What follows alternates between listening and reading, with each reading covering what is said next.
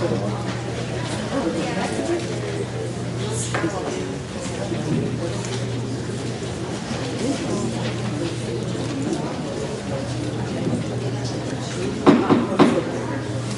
evening.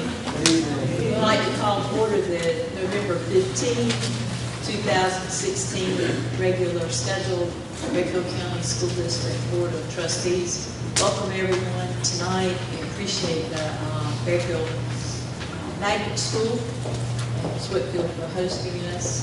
We also look forward to visiting other schools. Next meeting will be at Giger School and Elementary School in Richmond. There has been appropriate public notification of the meeting, and there is a confirmation of a quorum.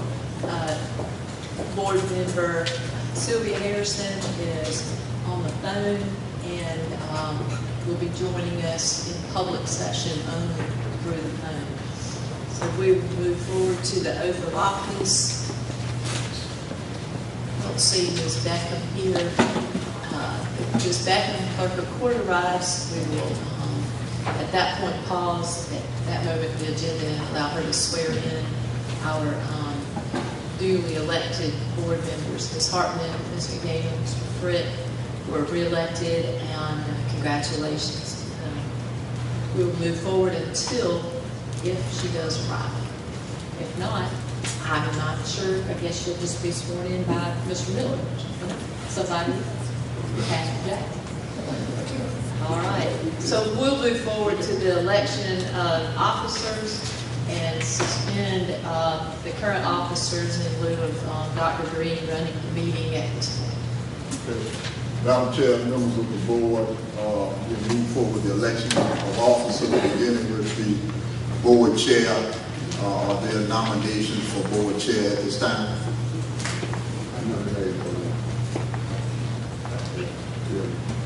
Okay, so Pastor Jackson has nominated Beth Reed. Beth Reed. Yeah, Beth Reed. Okay. I'd like to nominate William Frick. Ms. Hartman. Dr. Green, I appreciate it. Thank you very much. I decline the nomination. Due to time constraints, I know that requires a whole lot of going stuff that I'm not able to do. So Mr. Frick respectfully declines the nomination. Any other nominations? Dr. Green, I move the nomination to be closed. Second. Mr. Frick has moved the nomination to be closed. Pastor Jackson has seconded that. All in favor of Ms. Beth Reed, please show by the positive sign. 1, 2, 3, 4. All opposed? 1, 2. Ms. Harrison. Ms. Harrison. Oh, and Ms. Harrison, what? Ms. Harrison, what is your vote? Okay. Speak up. Okay, Ms. Harrison, Ms. Reed was nominated, and we voted all in favor of Ms. Reed being the new chair. How do you vote, Ms. Harrison? Yes, I nominate yes. Okay, Ms. Harrison votes in the affirmative as well, so that is 5 in favor of Ms. Reed being the chair, 2 opposed. So I'll turn it over to you, Ms. Reed. Thank you. We'll move to the election of the board vice chair, and at this point open for nominations from the floor. Mr. Miller. I'd like to nominate Reverend Carl Jackson Jr. Thank you. I'd like to nominate William Frick. Second, thank you. It's not going to happen very often, right? I understand. I appreciate it. I decline the nomination. Ms. Harrison, Mr. Miller has nominated Pastor Jackson. Ms. Hartman nominated Mr. Frick, and he respectfully declined. Okay. I nominate Annie McDaniel. I appreciate it. Ms. Hartman has nominated Ms. McDaniel, and she as well has declined. Are there any other nominations? Madam Chair, move the nomination to be closed. Mr. Frick has made made a motion to close the nominations. Mr. Miller has seconded. Those in favor of Pastor Jackson returning as the board vice chair, signify by raising his right hand. We've got Ms. Harrison. Yes. Yes, so that's 5. Opposition? Abstention? 1. Department, I didn't record your vote. 4, okay. So 6-0-1. Thank you. We'll move to the election of board secretary. Right there. Mr. Miller. Hello. I'd like to nominate Mr. Reed Frick. So he carried on. Now, he can hold that job. He can't tell us he can't hold that job. That's for y'all to decide. Mr. Miller has nominated Mr. Frick. I'll second. Close the nomination. That's it. Okay. All right, we've got a motion to close the nominations by Ms. Hartman. Pastor Jackson has seconded. Those in favor of Mr. Wade Frick returning as the board secretary, signify by raising his right hand. Got 6 here, Ms. Harrison. Yes. Thank you. 7-0 to record that. Is Ms. Beckham here?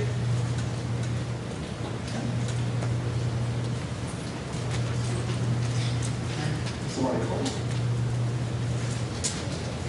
We'll entertain a motion to enter executive session for legal personnel and contractual matters. Yes, ma'am, for Yes. legal, personnel, and contractual matters. Thank you, Mr. Daniel. That's it. Thank you, Pastor Jackson. Those in favor signify by saying aye. Aye. We'll move to executive session and return no later than 6:30. Ms. Harrison, you want to just hang on there? Okay. I'm here. We'll put you, I'll put you on hold here. Okay. Sorry, man, she's on hold. When we come back.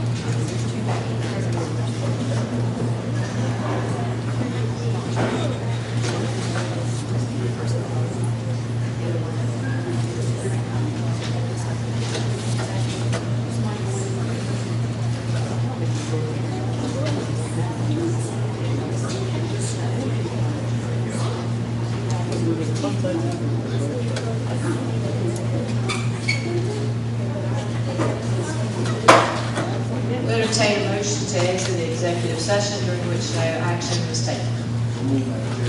Thank you, Mr. Miller, for the motion. Mr. Frick for the second. Those in favor of the exiting executive session signify by saying aye. Aye. Opposed? Thank you. Once again, welcome all to the Fairfield Magnet School, the regular called Fairfield County School Board of Trustees meeting November 15th, 2016. We have 6 members present, as well as our 7th member who is on the phone, speakerphone here. She was not present during executive session, which is according to board policy. We'll move to the pledge and owner silence. Well, stand for the pledge of allegiance.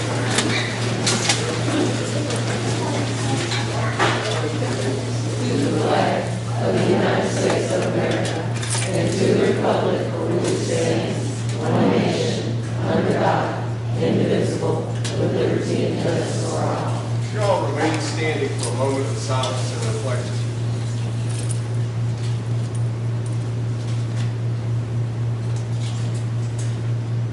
Thank you.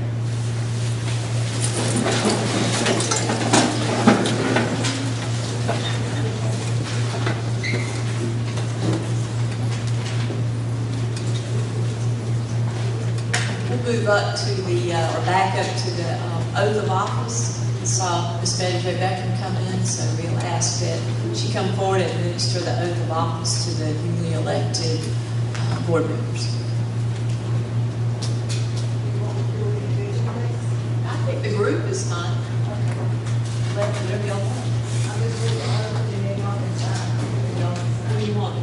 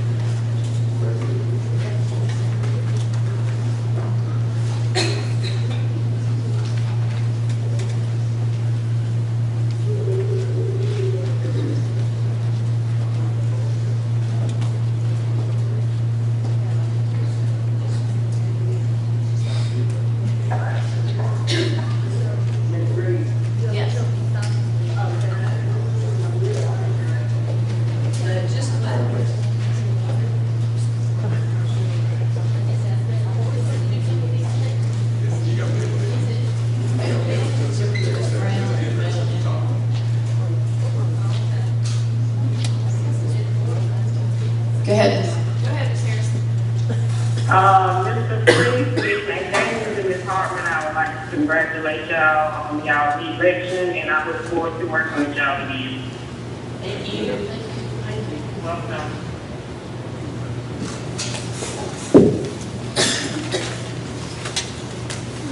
Thank you, and thank you, Ms. Becker. We'll move on to the approval of the agenda. Madam Chair, I make a motion to approve the agenda. Thank you. We have a motion by Mr. Frick, a second by Mr. Miller.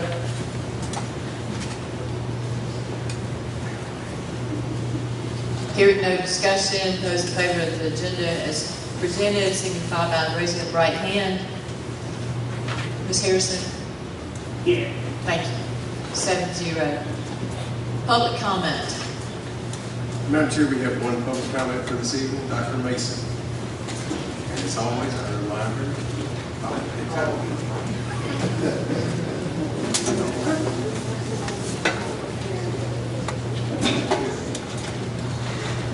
Good evening, ladies and gentlemen. Woo! Full house.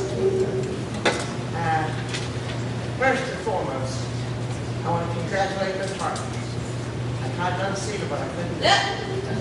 Congratulations, Ms. Harper. You ran a good campaign and you deserve it. I want to also congratulate everybody on the board.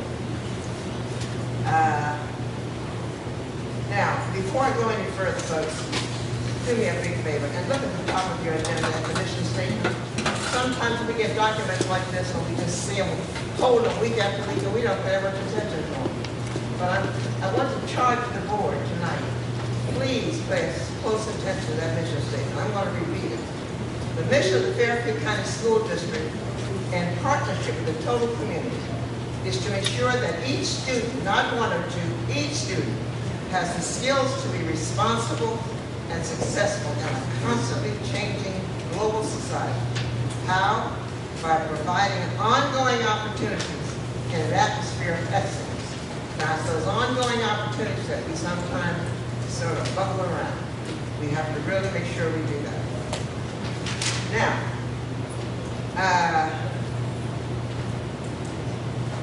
some recent information that came to me reminded me of what a good job, and Dr. Green, I congratulate you as the leader of this school district for some excellent work that's going on in our school district. I just learned that the high school, which has 800 students, 500 of them made the honor roll. When I told my church, they said, wow. I mean, that is good in any church, any school community. We have to keep that up. The district arts program, and you all know how I love the arts, is doing superbly well. Ms. Dale, where are you? You still here? People don't say anything about you except feel good.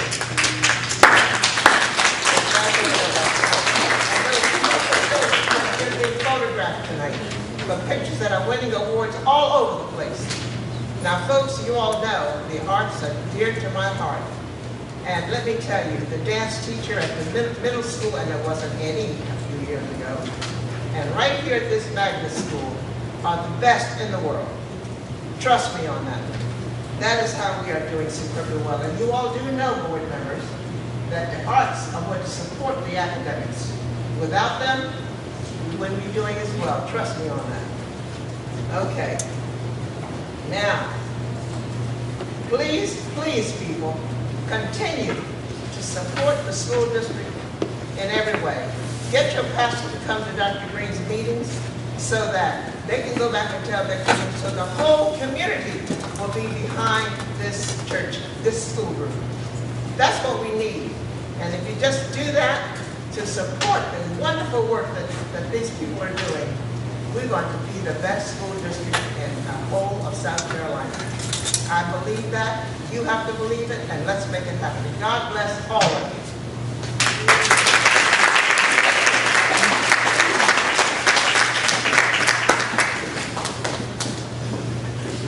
Thank you. We'll move to recognitions and presentations.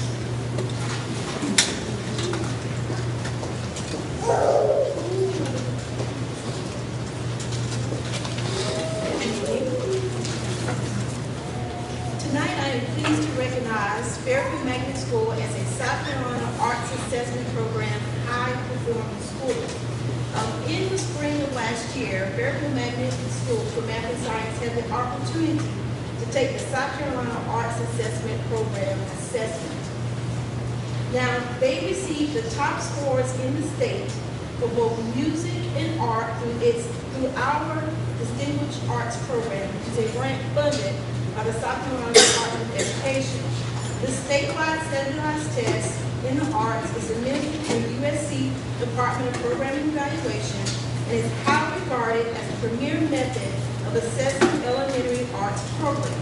Now, Ms. Julianne Neal was unable to be here tonight, and I wanted to read a statement that is highlighted in our newsletter for this month. And she stated, "It is a huge honor to have the highest scores in even one of the arts areas, but I don't know if there's ever been a school to receive the highest scores in both. Ms. Whitfield, along with Ms. Daly, and formerly Ms. Watson, deserve my highest respect and appreciation for the hard work that they do every single day to encourage the arts program here at Fairfield Magnet School for Math and Science." So if Ms. Daly, along with Ms. Whitfield, can join Dr. Green and a representative for the board for a quick snapshot.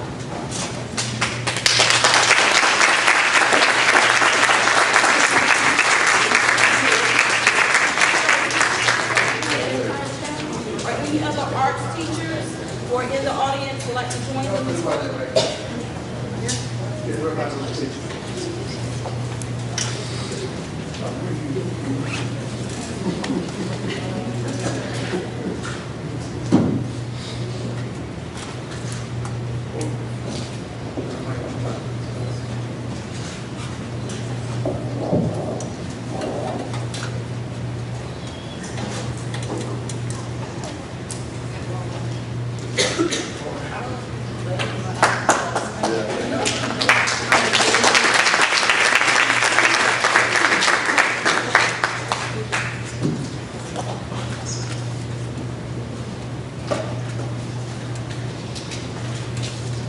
Our second recognition tonight is for our Fairfield Magnet School for Math and Science winners of the State Fair Art Contest. First place is to Tyus Armstrong, first place 2D Chalking, 4th grade.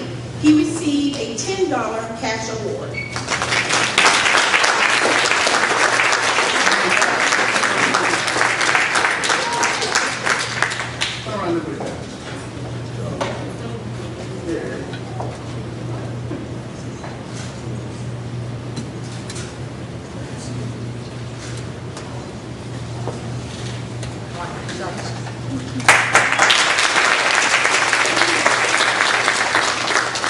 Alexia Hernandez, first place 3D sculpture, 4th grade. She also received $10.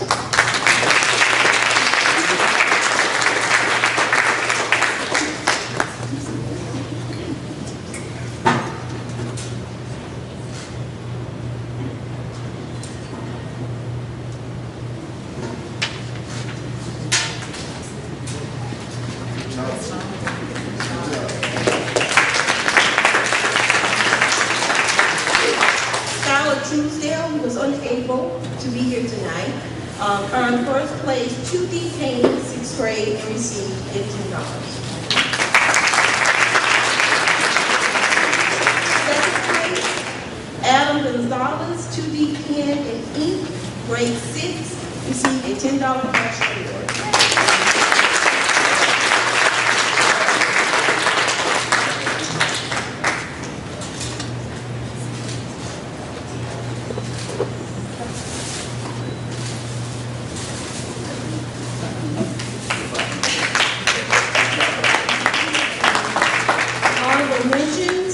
Madison Belton, 2D drawing, 6th grade.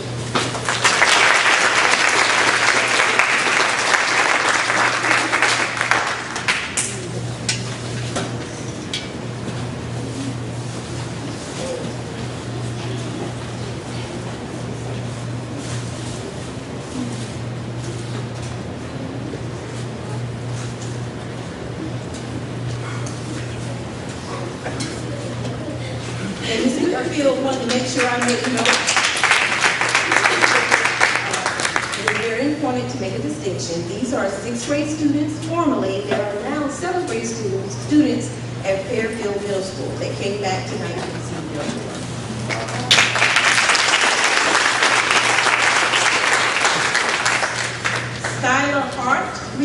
Agriculture, 4th grade.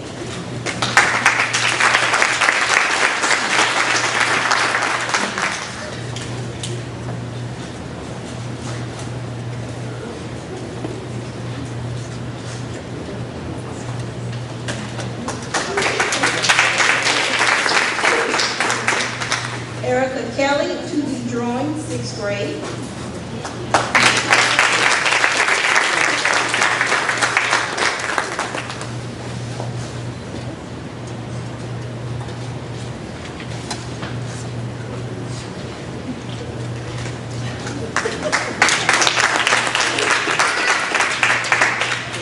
Benjamin King, 2D Drawing, 4th grade.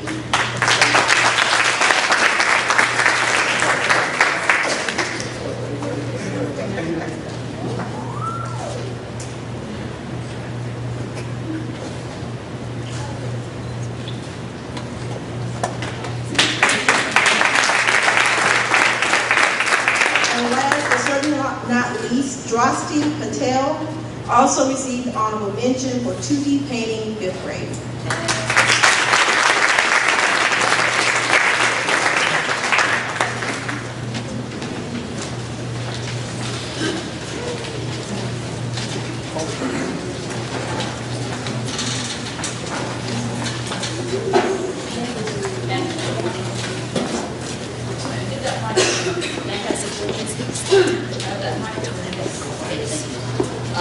I just want to ask the staff that's here from the Magic School, please stay.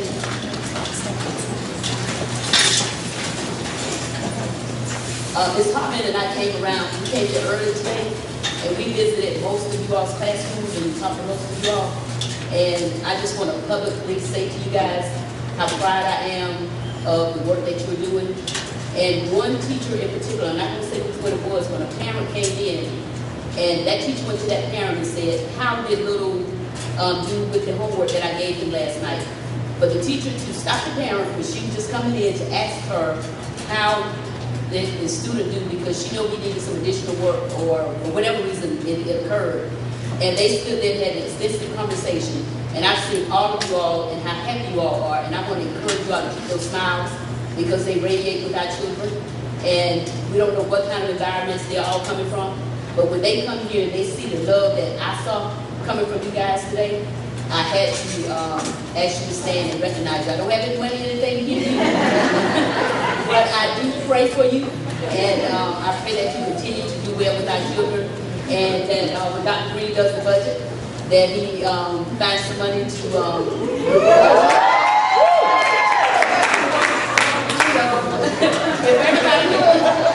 if everybody just gives this great staff a hand.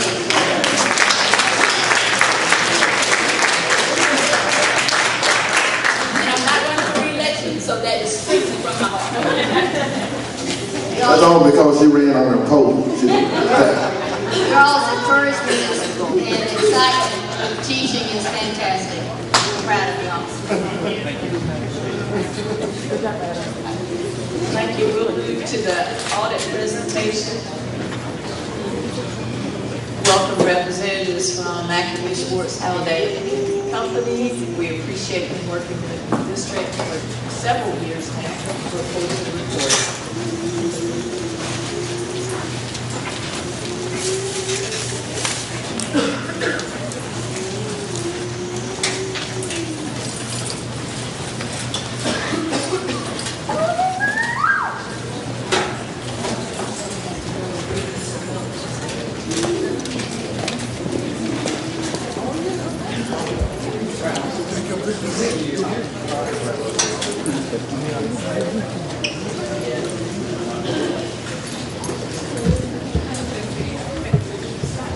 Y'all got two different things in front of you. You've got the audit in the red book, and then you've got the communication book. I bet that y'all have three. The little thin red book is the pupil activity fund statements. Funds that are in the school broken down by club, what they spent, what they brought in, and what was transferred between them. The other red book will be the audit, a little thicker book, and then you'll have a 2-page letter, which is a communication letter. I'm going to start with the presentation letter. And all the communication letter is, it's our required communication to the board about the entirety of the audit and its completion. There's just a few highlights I want to hit on it. This year, the first year, and I think maybe 2 years, we had no new accounting policies adopted, and none of the existing policies that we had were updated or adjusted. We noted no new transactions entered into by the governmental unit during the year that lacked authoritative guidance or consensus, and all the transactions were booked in the proper period. One of the things that we look at as a part of our audit are sensitive estimates. Two sensitive estimates that the school district has are depreciation and allowance for taxes receivable.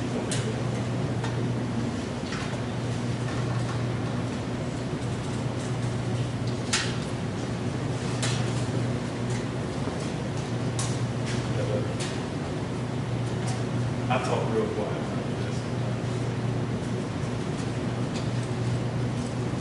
I'll talk real loud. The mic died, so I'll talk real loud. You have two sensitive estimates. The first one is depreciation, second is allowance for taxes receivable. As a part of the audit, we review both of those estimates to make sure they're reasonable. And we reviewed them and they were reasonable.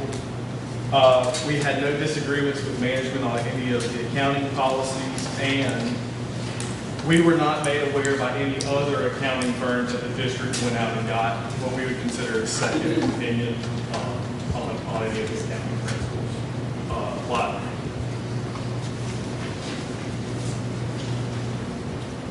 Now, if you'll turn to page 1 and 2 in the audit report. Just the page on the letterhead. And we printed on the front and back this year. Same paper. This is independent auditor's report. I'm just going to hit a couple highlights on it. The first part, management's responsibility. Management's responsible for the preparation and fair presentation of financial statements in accordance with generally accepted accounting principles, and to maintain the appropriate internal controls over that financial report. And our responsibility as the auditors is to express an opinion based on reasonable assurance. Financial statements of the district is free of material misstatement, and we're also charged in conducting with our audit in accordance with generally accepted auditing standards as well as governmental auditing standards. In the very last paragraph there is the opinion. It says, our opinion, the financial statements referred to above present fairly in all material respects the financial position of the district's governmental activities, each major fund, and the aggregate remaining funds of the district for the year ended June 30, 2016. That's an unmodified opinion, which is the highest and best opinion that can be given. Now if we turn to pages 12 and 13.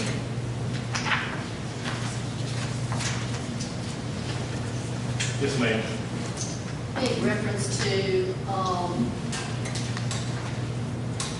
auditor standards, last month on the 18th of October, the board agreed to transfer $2.2 million from the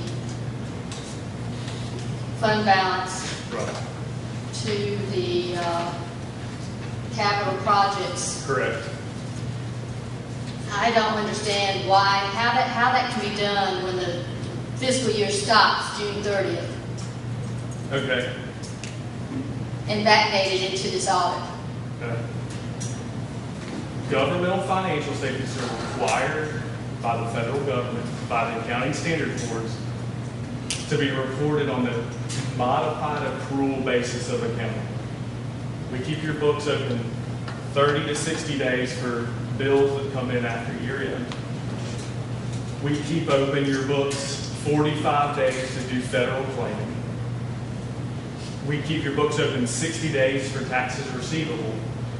And we keep your books open in order to make that transfer, because the whole purpose of accrual accounting is to take the benefit of the revenues and expenditures for that year and to show those benefits in the year they were earned. So that $2.2 million transfer is in reference to a positive year for 15-16 in the general fund. And you as a board chose to allocate that $2.2 million for 2015-2016 from the general fund to capital projects to help fund the deficit that it saw this year. We're going to get into that. But because of the modified accrual accounting and not being a cash basis, that's why we can do that. I can understand something that was a bill coming in or an expense that was supposed to be paid in that fiscal year, but I do not understand something that's there and it's not something that's being needing to pay for something right then. And I want all this put on the record, by the way. Thank you. That's the way it works. I mean, the accrual basis of accounting allows you to do that. I don't know, I'm trying to think of another way to explain it, but because you work off the accrual basis of accounting, and you had more revenues in 15-16 than came in, and you as a board decided to take that excess revenue that you got in the general fund and move it to capital projects, that's why that was booked. And it was done for the, and it was done based off the 15-16 numbers, and we recorded back to 15-16 because that's when that benefit was received by the district. Thank you. I just don't see that it should be done that way. Thank you. Madam Chair, I think, what's your name? Andrew. I think, Andrew, the concern is the dates that you mentioned as it relates to journalizing things that occurred in the current year back to the previous year, or that you discovered during the audit, is that the board took that vote in October. Correct. Which is how many months after the close of the fiscal year? 4. Okay, so nowhere in your statement did you say 120 days. Okay. So and we don't get a big belabor. You don't have to try to explain it, because apparently you talk to who you need to talk to, and you guys made the decision to do it.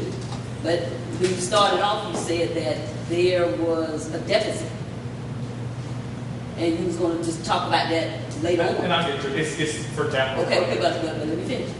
We were never told at the time that we were asked to vote on that there was a deficit. And Ms. Hartman, matter of fact, we asked what was the balance in the capital programs account before the board voted for the transfer. And it was stated that we didn't know. Okay. Okay, no. We're going to let you finish. So when we're asked to vote on something that gives the impression, because if we're just taking $2.2 million, whatever the amount is, amount of money from the fund balance and transferring it over into a different fund, it gives some sense of, why? Because you discovered it, what the balance was when you came in and started working on the audit. Now, if our staff had discovered it within the 30-day, 60-day time frame that you talked about, then there would have been a little more credibility to the request that you guys journalizing the interest. But I shared sentiments with Ms. Hartman that even though you made the transfer and the board voted on it, it lends itself to some appearance of not just looking good. And I want the record to reflect that I have some serious concerns that when the auditors come in and do the audit, and the board is asked to take a vote to move money after the audit has already been started, instead of us being asked to do it within a 15 to 30 day time frame. particularly since there's no net difference based on what we were told, but if you telling us there was a deficit, then that should have been disclosed to us as well. And maybe deficit wasn't the right word. You had a deficiency. You had a decrease in revenues over expenses. Your expenses for the year were more than your revenues, but you never at any point had a deficit fund balance. I guess the point I'm making is if we had been told that and voted at the time that it was known, we should not have been doing the audit, because once you come in and do the audit, whatever the picture is what it is. You know, you don't come in and we had a conversation last year about some things that seemed kind of not so right. But when you come in and you make such entries to make it appear that we didn't have the negative, I mean, it is what it is. That's what we have a finance staff for. They're the ones who are supposed to notice that, and we take care of it before you come in and start doing your work. So I just need to say that, and we still friends. Okay. All right. Even though You're friends. All I right. want to add that that vote was without my vote. Okay, let's move on, please. Let's move on. And on my record.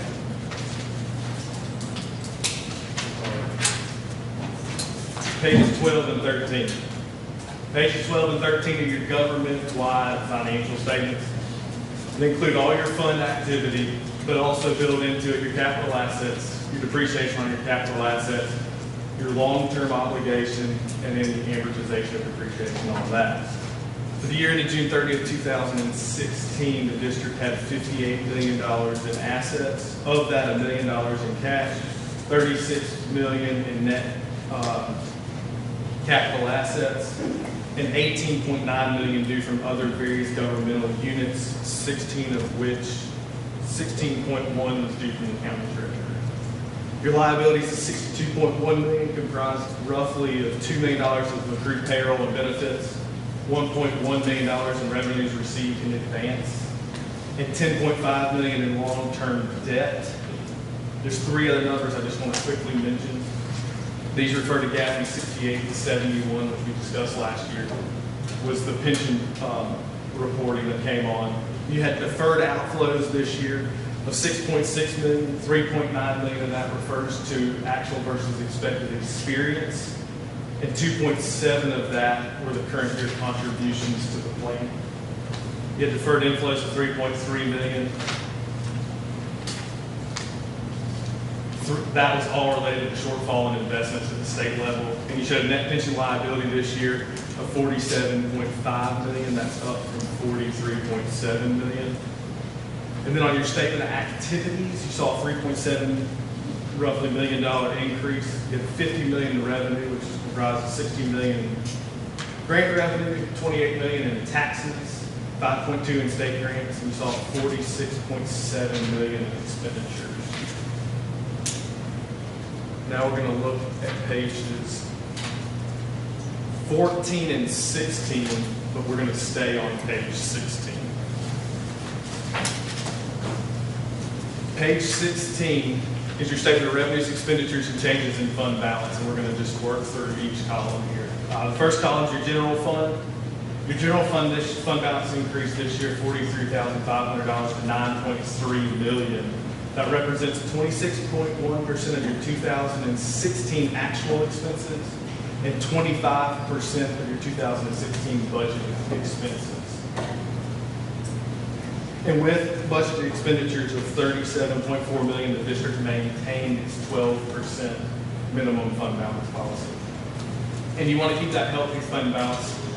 For cash flow, decreased dependency on the TAN, lessen the immediate impact of state cuts, potential for a better bond rating, as well as savings for unanticipated events. To look at the general fund a little closer, you had $37 million in revenues this year. That's a $545,000 decrease from the prior year. Your local revenues decreased $475,000. State sources decreased $73,000, but you were $382,000 over budget. Your general fund expenditures saw a $1.9 million increase from the prior year to $36 million. Construction of $18.7 million, that was a $1 million increase from the prior year, but also $1 million less than budget. Your support services is $16.4 million. That was an $856,000 increase from the prior year, but $400,000 less than budget, which gave you total expenditures for $1.5 million under budget. You saw a $764,000 transfer in. That was predominantly your EIA salaries and fringe, which are percentage of EIA revenue transfer to general fund for spending, as well as the transfer out of 2.2 to capital projects. That was a decrease of $50,000 from the prior year. You also had a $300,000 transfer you did not use. The next two columns are your special revenue funds, special projects, your special revenue funds, EIA. Special revenue fund, special projects. These are your federal and your state grants and some locally restricted money. It's majorly Title I and IDEA. You had approximately 45 grants totaling $4.7 million in expenditures this year. Then you had EIA funds. Your EIA funds are funded by the State EIA Act of 1984. Approximately 25 grants there totaling $1.7 million in expenditures. And you're constrained on both of these by the federal and state requirements to use the funds only as allowed by the applicable grant. No fund balances are shown here. You either carry it for 1 year if it's not spent. If it's not spent after the second year, then you'll send it back to the state department. Your next three columns are your food service, special revenue fund, food service, debt service, and capital projects. Food service this year operated at $81,500 surplus from the $204,000 fund balance. That's the testament of CEP and the implementation and the fiscal responsibility of food service. Debt service this year had a $1.7 million fund balance.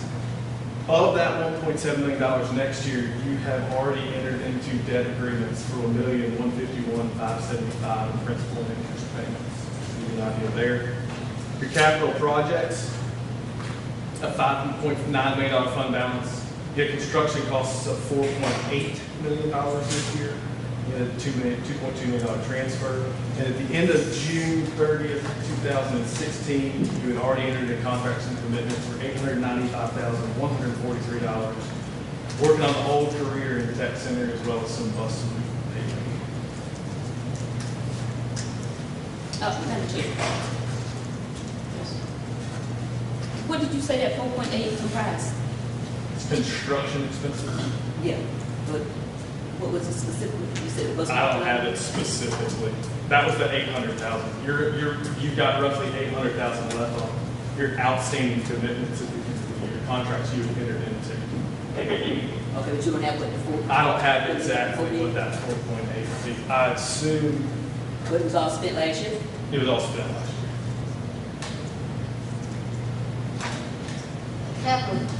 The capital projects fund, before the $2.2 million went into that, how much was in that? How much was in it? Yes, sir. Or included either way? Well, let's see.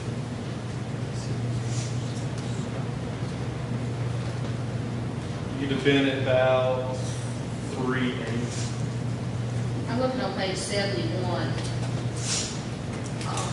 It's showing 71 on the page, and then it's showing the 75 on our, so I don't know, and it's saying, it's listing out. You look at the PDF. Okay, the PDF's got slightly different tables than this. Okay, and it's showing $4,865,870. The total expenditures, Including correct? the $2.2 million or not? No, that's not included. That is not your fund balance before the transfer. No, this is capital project fund. Right. That's your total. If you're looking at, are you looking at Schedule 8? No, schedule 11.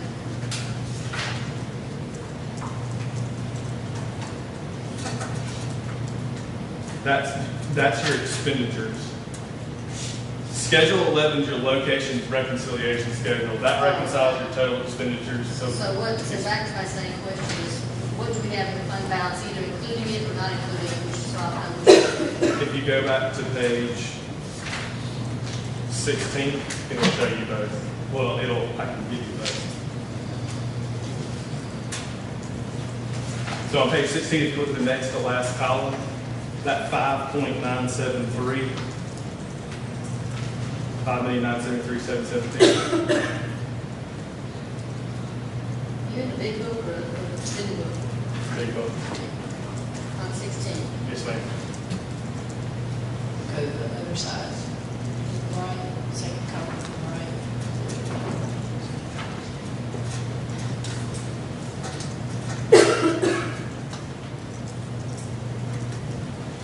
Capital projects fund, just go way down.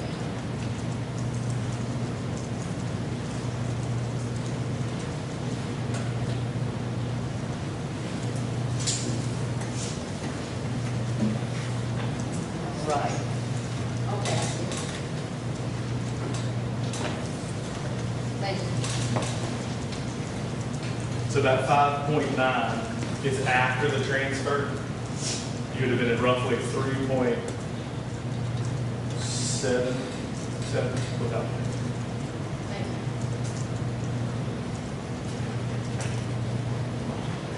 Madam Chair. So on the capital projects line, we went in the year with $8.6 million. Correct. And then we transferred, okay, and then we transferred the 2.2 million.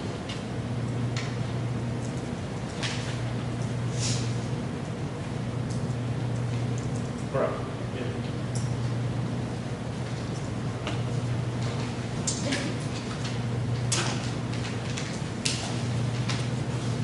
Then if you will flip to pages 81, 82, and 83. Oh, I'm sorry, hold on. Stop there. I was about to say, I'm looking at mine too. It's gonna be pages 72, 73, and 74. There's two letters in the back on the letterhead. The first letter that you're gonna look at there, it's the independent auditor's report on internal controls and compliance reporting. And on the compliance and other matters based on the audit of financial statements with governmental auditing standards. We found no instances of non-compliance with governmental auditing standards, and we found no internal control deficiencies this year. The second letter is your single audit and major program reporting. And this year was both on OMBA 133 as well as GCFR, the new uniform guidance. Some of you may have heard about. For the year to June 30, 2016, we had no internal control deficiencies noted, and we had one other matter that was noted this year. That is on page 80. IDEA was one of your major programs this year. We tested a sample of 30 IEPs for students, just dribbling. The students' educational plan for those students who are in under IDEA and special services. Of that sample of 30, we found one instance where the primary disability listed on the student's IEP did not match what we reported. That has since been corrected. We talked to the individuals who are in charge of that as well as the finance team. They have a plan in place going forward to make sure that that hasn't been an isolated incident. As far as we're viewed, it's not a major finding.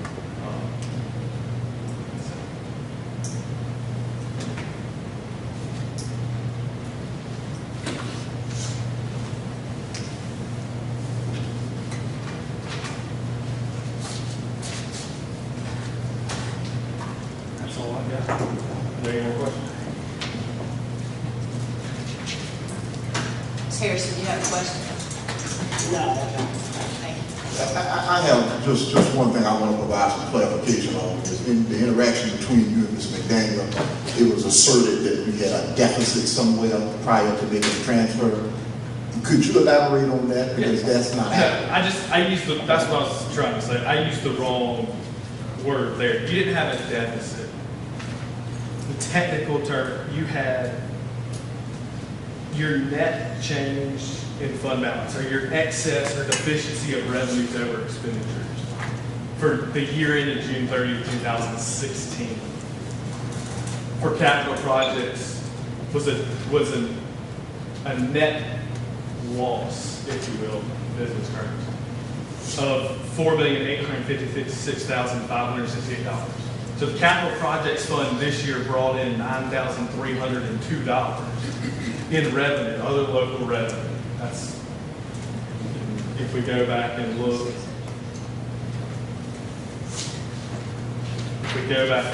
at Schedule 8, that was interest on your investments. That's going to be interest on the money you're holding there.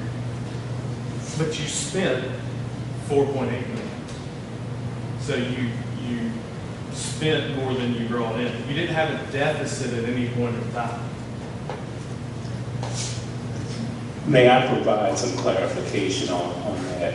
Just due to the nature of the capital projects fund, we issue bonds. Often the bonds that are issued will be spent over more than 1 year. That was the case with our district. We did not issue a bond. We didn't have proceeds from bonds during the 15, 16 years. So the money coming in, quite naturally, was minimal. However, we had expenditures related to bonds that we issued prior to the year, hence the expenditures of $4.8 million. So the fact that we spent $4.8 million is just a reflection of the fact that we've been spending money that we collected in previous years from bonds, and this is the spend down of the fund balance. So even though we had expenditures that exceeded the revenue, it's not the same as having expenditures that exceed your revenues in a general fund, because the two operate slightly differently. And I think that's what you're trying to say in regards to the deficit.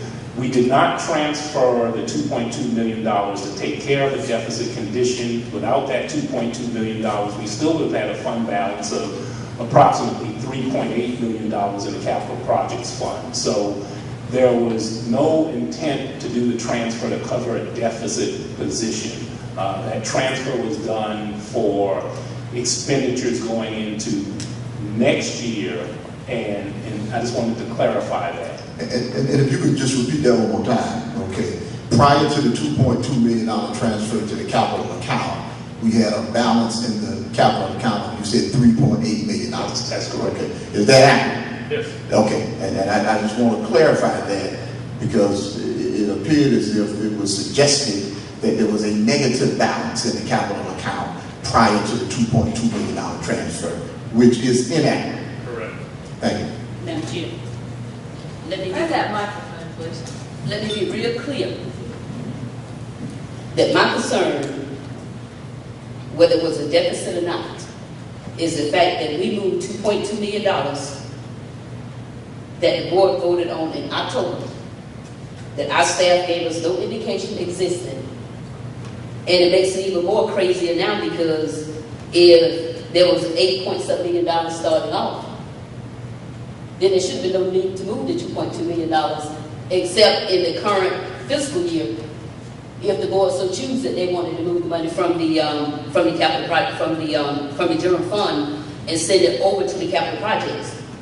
And let me be also clear, and Madam Clerk, I want all this on record, that we get a little information about capital projects, but we do not get specific information as to what the capital projects have been spent on.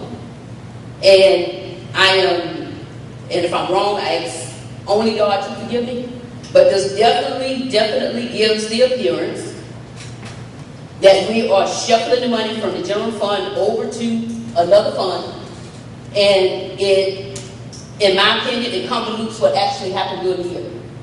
Because if we wanted to transfer the money over to capital projects, we should have did it at the beginning of the year, or it should have been requested, and we did it during the year. Instead of taking $2.2 million, shuffling it over, when we could have used that money to fund things for our teachers, we could have used that money to fund things instructional. When we levy taxes and we collect money, that money really should be used for the children for that particular year. Not held over and saved for other things. We got other means for paying for capital projects and capital programs. So it's not about whether or not you indicated whether it was a deficit. Thank you. And one final point is, I want to, contrary to Ms. McDaniel's statement, I want to celebrate the fact that we had a $2.2 million surplus at the end of the year. That is much better than having a deficit at the end of the year. And the fact that we have a much more robust fund balance now, better than we've had in many, many years, I dare say. The fact that we have revenues that we can utilize to improve our infrastructure and facilities is definitely a good thing. And so I don't want anyone to leave here not acknowledging the fact that we were able, after we have funded all of the various programs throughout the district, that we still had a surplus of $2.2 million that we can utilize to support upgrading our facilities. Thank you, sir. Madam Chair, one man's trash is another man's treasure, and I'm gonna leave it at that. And we could have used that money for this year's children, and there are things that we could have done. All right, we'll move on. Thank you.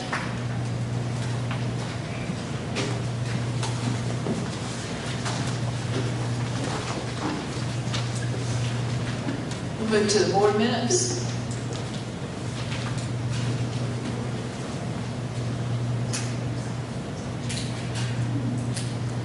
Those minutes from the meeting October 2016. Madam Chair, I make a motion to approve the board minutes of October 18th, 2016. Thank you. There's a motion on the floor by Mr. Frick. I'll second that. Thank you, Mr. Miller.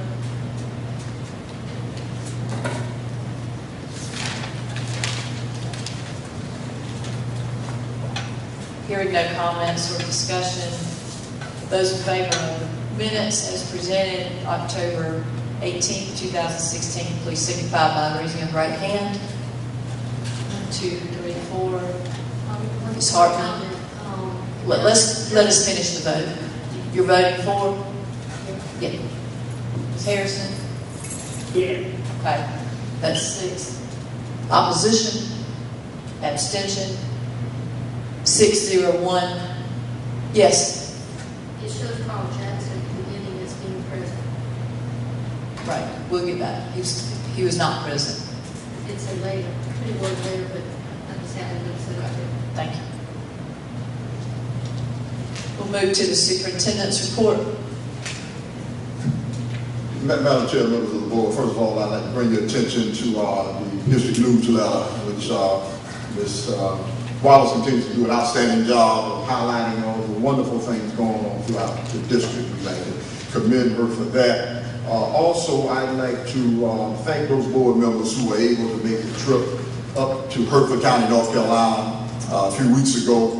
We had an opportunity to go there to take a look at their teacher housing initiative. It has been in place for, I think, nearly 10 years or so. The complex has been full every single year. We had an opportunity to meet the foundation chair, the superintendent who was in place at the time the initiative was launched, in addition to some current board members. I think that is an excellent model for us to continue to review as we look to provide some accommodations ultimately for educators in our system. And so I'd like to thank those board members that were able to make that trip, and if there are any comments on the board members would like to comment on the trip or not. Madam Chair, who would board members that went? The board members that went, raise your hand, please. And Ms. Harrison. 4. Yes.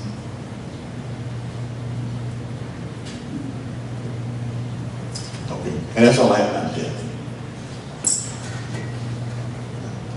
I'd just like to say, just to piggyback off that,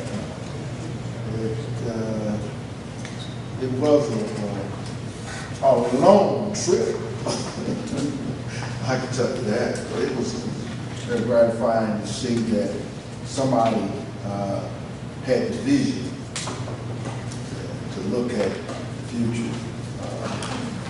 They're doing some things that up there that is going to benefit not only the teachers, but just listening to them now, I think they had a 35% turnover rate.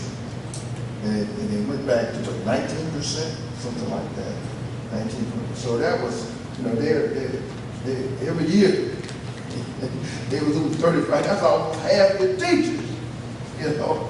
And so listening and going out and looking at their facility is really, really nice. And I think that they do have a foundation. But I think that that's something that I was impressed. That's it.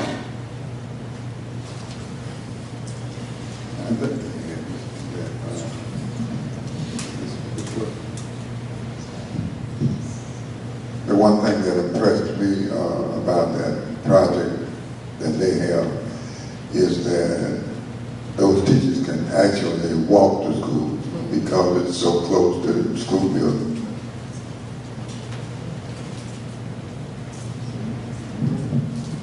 Great. And I appreciate those board members willing to take time out of their busy schedules to attend that. I'm sure it was a long day. I appreciate your volunteering to do that.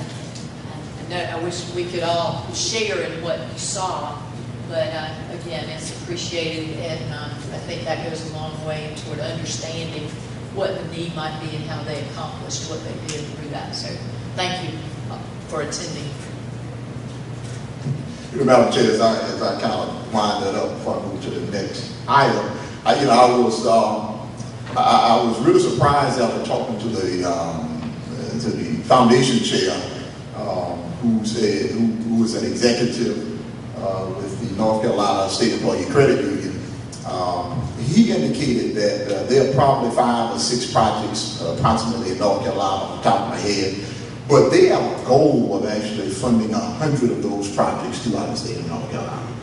And their goal as a financial institution is to fund 100 of those through the state of North Carolina, which is extremely impressive to make that kind of investment in rural communities to improve education. So I just wanted to say I was very impressed with their commitment.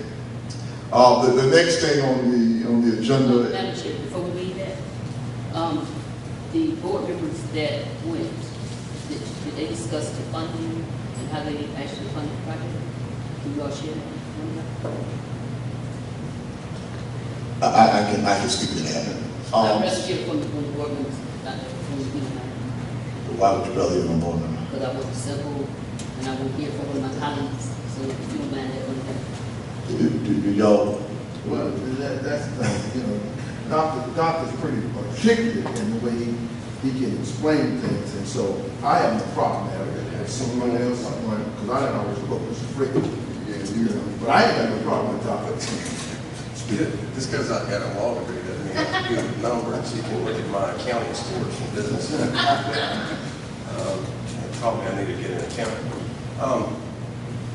Essentially, what they did is through a foundation, they received funding from the North Carolina Employees Credit Union, who has a foundation that's doing this. They're funding things. That's what Dr. Green was alluding to there.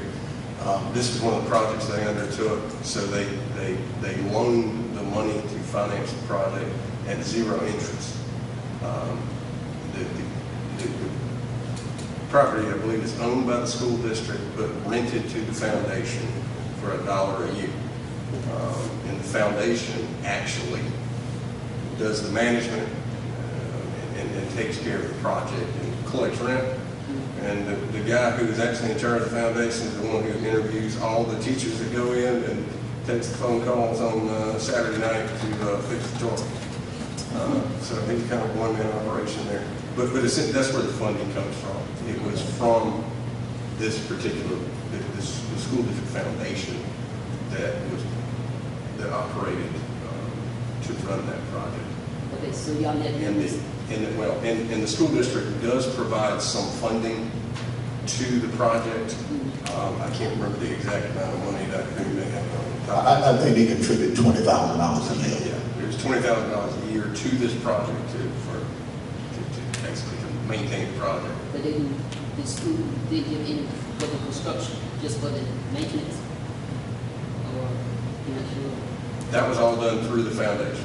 It was not, the school didn't finance the project. It was the educational foundation that financed the project. So y'all met some board members of the school district and board members of the foundation? Yeah. They had it was the school board members, superintendent, and the person from the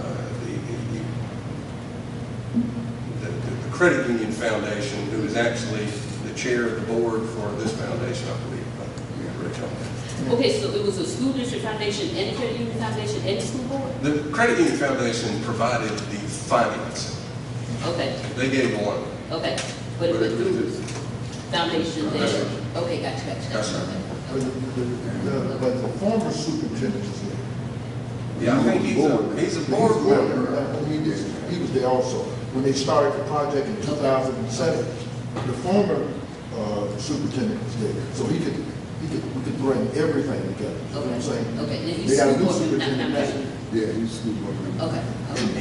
And I think one good note on there is they have a policy in place where if a unit is not rented, they will rent it to other members of the community.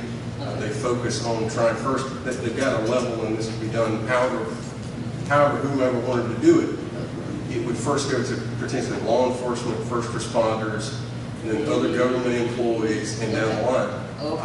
When inquiring as to whether they had to do that, the answer was no. They've never had a problem not putting teachers in this apartment complex. Okay. Now, how close is the next, okay, like real close proximity to Columbia? They're about an hour away from Virginia Beach. Okay, the next nearest town. They were an hour away from a couple of different places, so I mean, in my mind, it kind of sounded like us in Charlotte, and Columbia, obviously, a little bit closer. But for retaining, they 35%. Yeah, they would, they were 30 people every year. It's like great. So who owned the property that they were using to build this on? Because of North Carolina, this is my understanding of it now, because of North Carolina tax law, because they were receiving tax revenue, the school district could not be in that business. So, yeah, so they leased the property to the foundation. So they basically gave them it, is what you're saying? Well, even though it's a lease? No, it's still school district property. Boy, I know, but just how many years? Well, Like 100 years or something like But that? it is it's a $1 a year lease. Well, that's what I'm saying, and for how many years? So they pretty much gave it to them. Okay, what if we use the property that Dr. Green's talking about, what if our children need that? For the schools? Okay, so Ms. Hartman, we own several pieces of property, but the property that I'm talking about, we probably own about 90 some odd acres. Right. And so even if we used a portion of that for this project, we would still have considerable land left. I mean, we wouldn't use 90 acres of land for this property. We're only talking about at best a few acres, nowhere near 90. Well, if banks and organizations like this want to do something like that, why don't they go over there and they handle it and maybe do something with Mount Zion School? I don't really know. As a suggestion. Yeah, I don't want to get into that, so we don't get it. because that's Confederacy and all kinds of stuff like that. I'm gonna leave that alone. Like that. And so the next item I have, Colin, this is a good segue. I am asking the board to give me permission, approval, pardon me, to move forward with the establishment of the Fairfield County Education Foundation. And that last meeting, I kind of talked about the benefits of establishing the foundation, so I won't rehash that, Madam Chair, members of the board. All right, this is an action item, so we'll need a motion. Madam Chair, I move that we go forward with the approval of the Fairfield County School District Educational Foundation. Thank you, Mr. Fred. Thank you, Pastor Jackson. Time for questions and discussion. Dr. Green, Madam Chair, I just wanted to go back to last month. I asked you to postpone this so I could look at it a little bit more. I've had an opportunity to look just to confirm what you were telling us about other districts doing this. I do think it's going to be a great benefit. I've been approached every year that I've been on the board. Different organizations want to donate items. And of course, I know the school district is able to do this, but I think it will facilitate that even more because you have something that have a 501c3 status. I would suppose I think that would facilitate even more. That's just got such cachet that businesses and such don't want to contribute unless you can show them that you have some of that status. So I've done my research, and I do think this is something that would be beneficial for the school district. Thank you, Mr. Frick.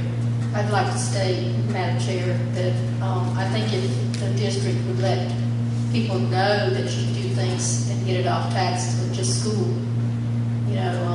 let them be aware of it, then there really wouldn't be any difference either way. I'd like to put that on the record. Thank you. Yes, you can state that one more time. Basically, if you would let residents of the county, if they wanted to donate things, then it can be tax deductible to give it to the schools. Let them be aware of that, then it wouldn't matter whether we have this foundation or not. They could give it to the school as the same thing as the foundation. Thank you. Madam Chair.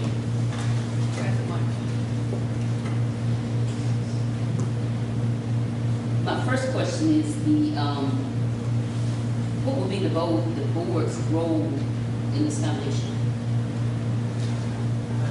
Board would have a role, Ms. McDaniel. This foundation would have an independent board separate from the Board of Trustees. Then why are those individuals not initiating the application instead of the school board? Because it's a Fairfield County School District foundation. The foundation is being developed for the primary purpose of benefiting the Fairfield County School District and our students.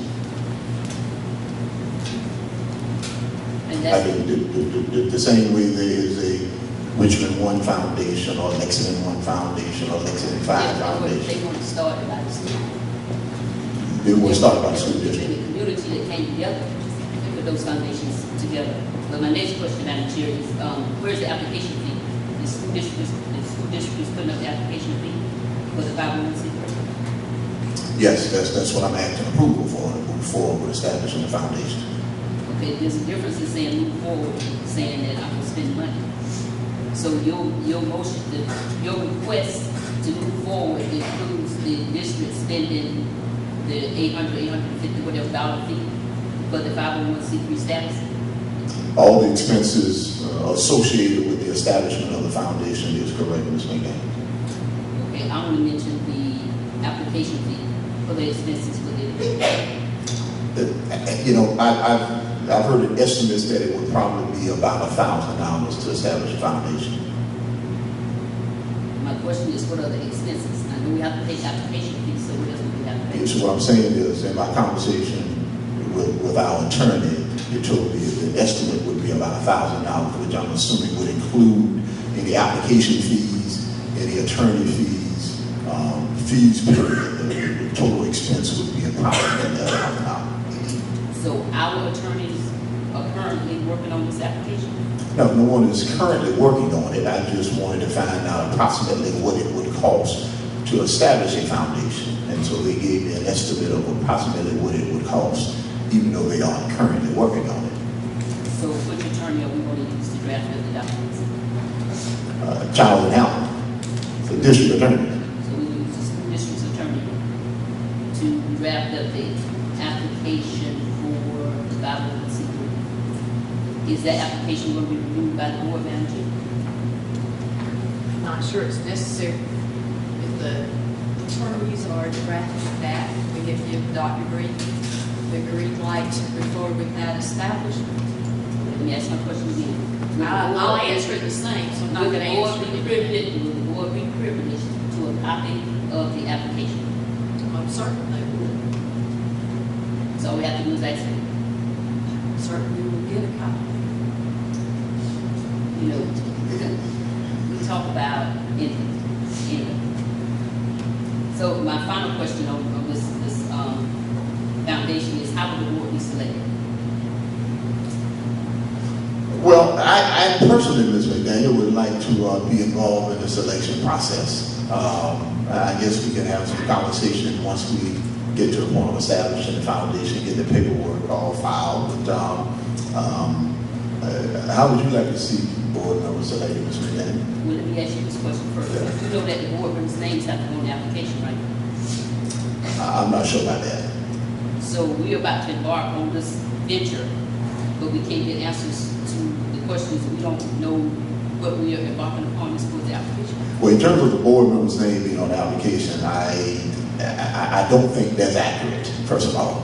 Why would the board member's name be on the application if you're not part of the foundation? Because I have done 501c3 applications before, and no board of directors' names are inserted on the application. I think the people who serve as the board of directors will be on the application. And my question is, how are those people going to be selected? And I just told you, I would prefer to select it myself, Ms. McDaniel. Well, you know, we've got 4 folks that let you do whatever you want to do, so I don't know why you're trying to be smart and funny. I just need you to answer the questions for my. Well, I just answered. I told you I'd like to select the members. And so if the board gives me the permission to select the members. That you made as to what you want to do, then that's what, just say that. You will select the members. I know how to play games, you go for doubles. Well, I said that's what I would like to do. So what are you proposing? That's what I'm proposing. I would like to select the members to serve on the foundation. And when is that application go? Why you took the thing over? I'm sorry, man. I want to make sure she heard my question. So when is this application, or when you project that this application is going to be submitted to the We've not even gotten approval to move forward, Mr. Daniels. I have no idea. Once I get approval tonight, then I will contact the attorneys and I'll be happy to give you an update on a timeline. So you don't have any kind of status timeline right now? Absolutely not. Can I, one thing I think I forgot to make, and in talking with the gentleman who's over the credit, he just told it flat. He didn't want it to be political. He chose his people. He chose business people. He didn't want to get into every, like school board members. They got picked Johnny and they did nothing. And he said it was stagnant. And so what he did was he picked all business. He has the guy who started. Yeah, the guy that's and he's chairman. The chairman of the school board. No, chairman of the foundation. Okay, well, what was his role at the time that he appointed the members? He didn't appoint them. I think first they were appointed by the board. By the board, I think initially. And so to answer your question, Mr. McDaniel. By the school board? Go ahead. Yeah, so I'm not 100% sure how they were appointed initially, but the gentleman who Mr. Miller is referencing, when they approached him about being a part of the foundation board and actually being the chair of the foundation board, his only request was that if I am the chair of the foundation board, I want to be able to select the other board members. And so that's what Mr. Miller is referencing. Well, what was his position? Let's back up. Who were the they that approached him to be the chair? Who were the they? Yeah. I'm assuming it was probably some people affiliated with the district and some people affiliated with the foundation. And at the time that they selected this gentleman, he wasn't a board member, he was just someone out in the community. Yes.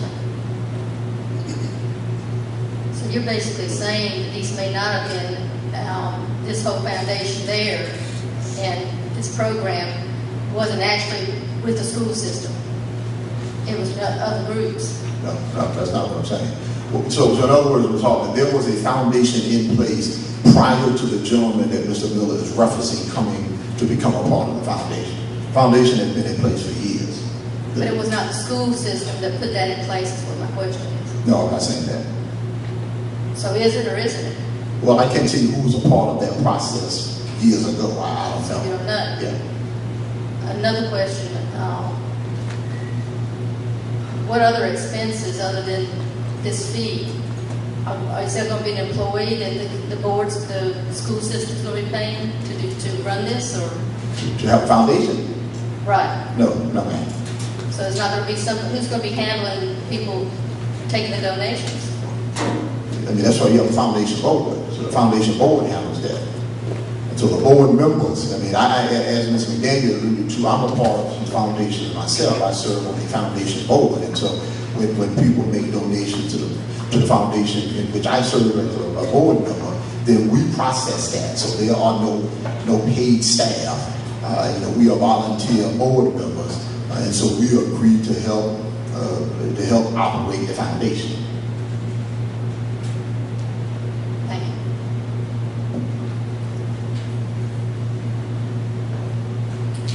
There's a motion and a second. The superintendent's recommendation or request is that the board approve his moving forward with the establishment of the nonprofit Fairfield County Education Foundation. Those in favor of the superintendent's request, please signify by raising of the right hand. 1, 2, 3, 4. Ms. Harrison? Yes. Okay, 5. Thank you. Opposition? 1, 2. Thanks. Madam Chair. I want the record to reflect that I definitely support Fairfield County having a foundation, education foundation, but there seems to be a lot of questions unanswered with this one getting started, and that is the reason that I chose to vote in opposition at this time. Thank you. I want to put on the record that, again, I think, they can already donate to the schools. I don't think it's necessary to have something like this. Thank you.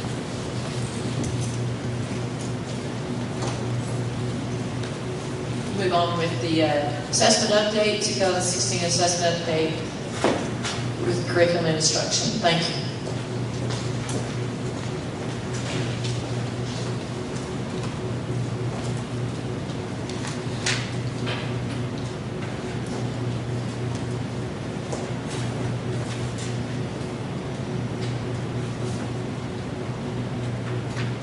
Everyone should have a copy of the assessment update in board docs for your review.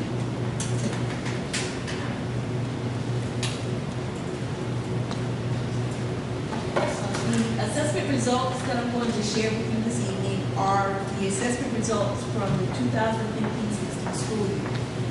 The first assessment result that I'm going to share with you are our ACT results from the 2012-2016 school year.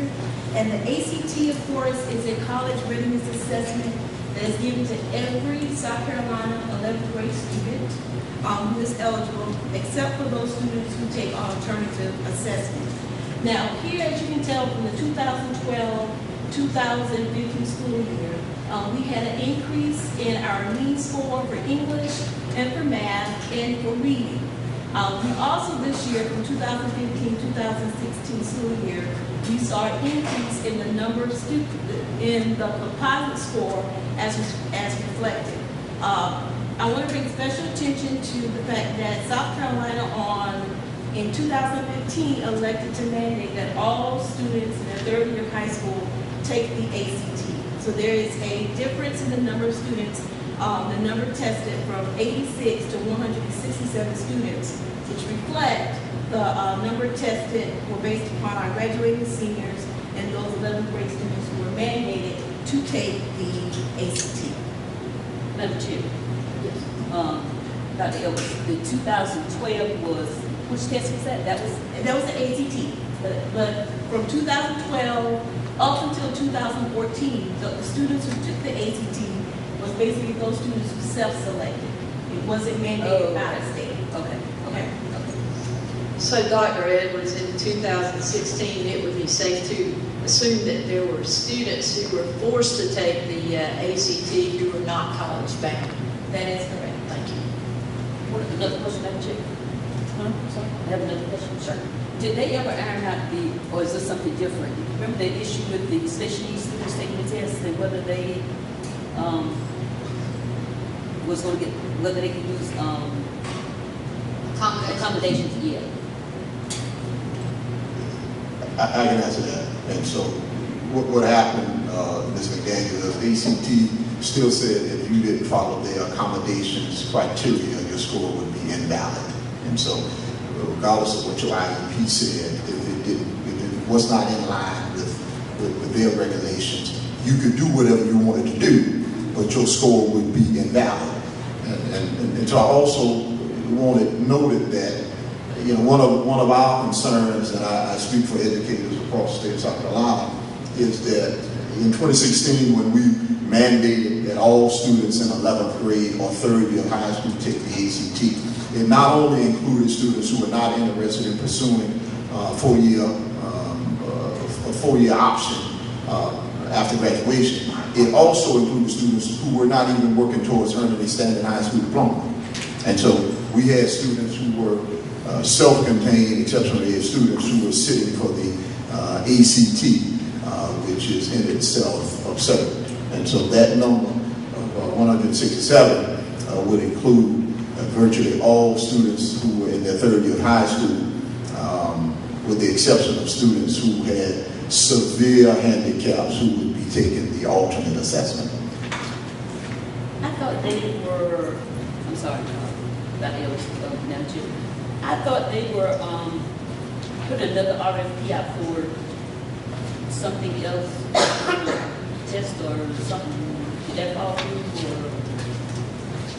And so they did, Ms. McDaniel, there was another RFP put out, and that's why we have for the first year SC ready. But it didn't affect the test administered to third year high school students. Okay, so this test was third year high school students, and the SC ready was three. So it was kind of back to the past. This was the grades that took. Yes. Yeah. Wow. Madam Chair. Ms. Edwards, can you tell, Dr. Edwards, excuse me, can you tell me what the score is that the colleges are looking for entrance on this particular test? Well, I will tell you that the perfect score, of course, is considered a 36. You say 36? 36 is a perfect score. There are not many students who make a perfect score. But again, that score can range from probably around a 24, 25, 26. And that's an estimate, that's the approximation. So they prefer to have someone, at least if what you're saying is 24 through 26 or above? No. And so, Ms. Hartman, the way I would answer that is, you know, first of all, there are approximately 850 test optional or test flexible universities all across the United States. And so by test optional, I mean that you don't have to submit an SAT or ACT score, period, to gain interest. And just to give you a snapshot of some test optional institutions, Fairfield University is test optional. You don't have to submit an ACT or SAT score at all. Presbyterian College is a test optional institution. Wake Forest University is a test optional. George Washington University. So there are many universities that don't require an ACT Okay, let's or say SAT. USC. Okay, What do they expect there? and so with USC, they look at your entire body of work. There is no one particular score that guarantees you interest or guarantees that you won't be admitted. What you may be able to look at for a school like University of South Carolina State, or Benedict, or any college, is what the average SAT or ACT score is for the incoming freshman class. And so I would probably tell you off the top of my head, the average ACT score for an incoming freshman at University of South Carolina is probably going to be in the early 20s, if I had to guess. Okay, but it's not the same for every institution, and so it would be different. For example, for students going to South Carolina State, or students going to Winthrop University, that average SAT or ACT score varies from school to school. So what you're saying, what's showing here on this testing is none of our children meet those criteria. Absolutely not. And so what we're saying, Ms. Hartman, is this is the composite average. And so let me give you this example, Ms. Hartman. Let's say, and so let's take out our ACT realms and look at it in scale of 0 to 100. All right? I know what averaging is. Okay, but I'm not going to speak about it in terms of ACT.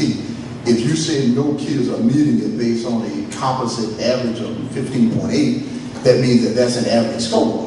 That means you had some students who scored above the average, and you had some students who may have scored below the average. And so to say that we had no students to meet that would be inaccurate. Is there any way of getting a chart of how many were above, say that, what you're saying, the range of low 20s and above versus ones below that, to have an idea of how many students are meeting that to be able to go to these colleges? Well, what I'll say is this, Ms. Alden, and I don't know, I didn't do some research, and I'm quite sure there's a way we probably could get that information. In terms of rather we had students who were prepared to go to the various universities, I can look at the empirical evidence. And so obviously we do, because if I look at the most recent graduating class, we had students going to the University of South Carolina, we had students going to Clemson, we had students going to Duke University, we had students going to I think that's great. the I Coastal. just like So, for information. yeah, but Yeah, but I'm just speaking to when you said that we had no students that met that I'm looking requirement. at these points here, you know? But you're looking at the average, as I said. Okay. Yeah, we're looking at the average. So, Madam Chair, Dr. Green, Yes, ma'am. what is the State Department and the School Board Association saying about these schools? Because they, from what I can tell, or understand, they're really not giving a good picture or a good assessment, really. And so that's a very good question, Mr. Daniel. What I would say is, if you were sending, and in Fairfield County, I would just say maybe 30% of your population to a 4-year institution, but you are giving 100% of the population an ACT. 70% of the students are not invested in taking the test anyway. I mean, if the test serves no value to you, then why are you invested in spending time in terms of the design and development of the test or preparing for the test? If you've decided that you are going to have a career in the military and your focus is going to be the ASVAB, or you're going to Midlands Tech and your focus is the compass assessment, then you aren't necessarily invested in taking the ACT. And that is part of the concern, is that we are basically forcing students who this has no value for. Why we're doing it, I'm not 100% sure. The state is still saying that this is a part of our accountability system, but I can tell you educators all across the state of South Carolina are saying that it is absolutely not a good thing that we would mandate that every student take the ACT. And I told someone this story that I have a nephew that has some challenges, and he's not at that point yet. But when he becomes a junior in high school, I suspect that he won't be one who's going to be pursuing a 4-year institution. And I would advise my brother to absolutely refuse to let him do this. Because it is absurd that we are in essence basically forcing students to sit for hours taking an ACT that has absolutely no value for them. So that is something that we are in a state of disagreement about, I can say, throughout the state of South Carolina. Yeah, just the same ACT entrance test that students take to college? That same test. And I guess I'm a little baffled because I worked with a student who needed accommodations. And that student received accommodations to take the test to go to college. So why are they not saying this 11th grade students, if they have accommodations, they're not going to allow it? Dr. Green, didn't you say that some accommodations? Yeah. So I don't know what accommodation you're referring to, Ms. McDaniel. It was just a simple IEP? Yeah, but so in other words, for example, one accommodation that we had some conversation about last time, in some IEPs they say that they will read the assessment for you. Okay, and so your IEP says that when you take your assessment, you can take it in a small group and there will be someone who will read the assessment for you. Even if your IEP says that, ACT says that you cannot do that on their accommodation without your score being invalidated. But this student had the test read to him. Well, And it was ACT. I'm not sure. Am I not correct that it's the college that won't accept it? No, that's ACT. Oh, okay, it's ACT. That's ACT. Thank you. Anything that the parents, the community, the board, the superintendents, that somebody's can do, is this gonna be ongoing? Now, and I'm the first one to say challenge a person to their fullest potential.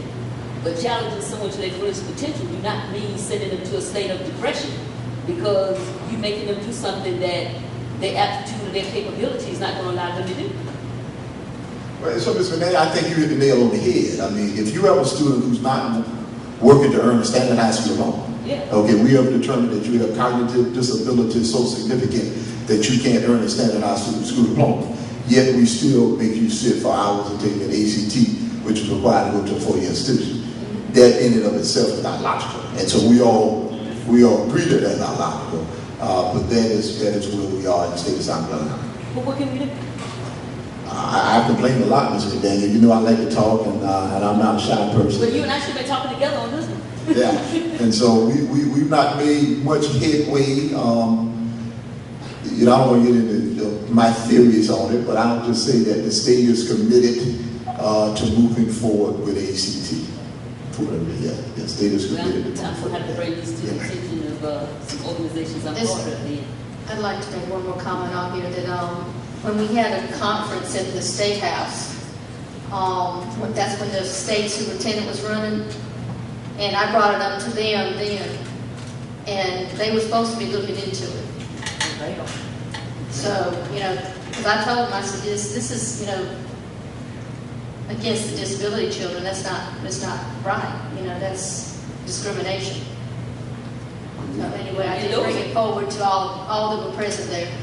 And those are not the only ones. You may have a child whose parent owns a carpentry shop or something, and that student knows that this is what I'm going to do when I grow up, and I have no intent, even though they probably should go get a business degree. But that student already mapped out their career goals, and they're not going and they don't want to take it, then we force them to take it, and they sit up in there and just twiddle their thumbs or whatever, then they pull it down the composite score for the whole class. But I was referring to somebody wanting to go to college, capable of going to college, but because of a disability, they needed to have something ready. Right, we already went through that piece, but I'm just saying there's another piece, and probably there's other pieces that. Right, I agree with that also. Yeah. This is crazy. Okay, sorry, yeah, let's go ahead. You can sit down now. All right, the SAT comparison, as you all stated earlier, because the ACT, of course, has been mandated by the state of South Carolina, we had a decrease in the number of students who elected to take the SAT. And that's probably likely because the state of South Carolina is paying for the ACT, whereas the SAT, of course, is a cost that would have to be absorbed by the student's family. And so we had a decrease from the number of students from 2015 to 2016 who elected to go ahead and likely use the ACT test for as a consideration for their admission to a technical school or a 4-year institution. But however, even though those students, those 19 students who tested in 2016, we still saw an increase in our composite score by 16 points. So we did see, in fact, growth there. The same question on that. What do they look for as far as college on that test? I think going back to what Dr. Green said, with the SAT score and the ACT score, all of the colleges in the state of Well, I understand what you're saying, but basically you said low 20s. What do you say on this particular one? Yeah, but once again, Ms. Hoffman, I said the low 20s for the University of South Carolina. Okay, and so. Okay, well, do the same thing on that one. What they look for as far as this particular test, SAT? If I had to guess, Ms. Hoffman, the University of South Carolina, verbal math, average score, and this is verbal math, this is all 3 parts, okay? Verbal math, middle 50% is probably around 1,100, would be my guess, yeah. And I guess the thing too, Dr. Green, with a lot of these schools now, and I don't know if they foresaw this coming before we got here, is that they are partnering with the tech schools, and the students can go to 2 years or whatever years at the tech school and then matriculate over to the 4-year schools, provided they do the things that they can do.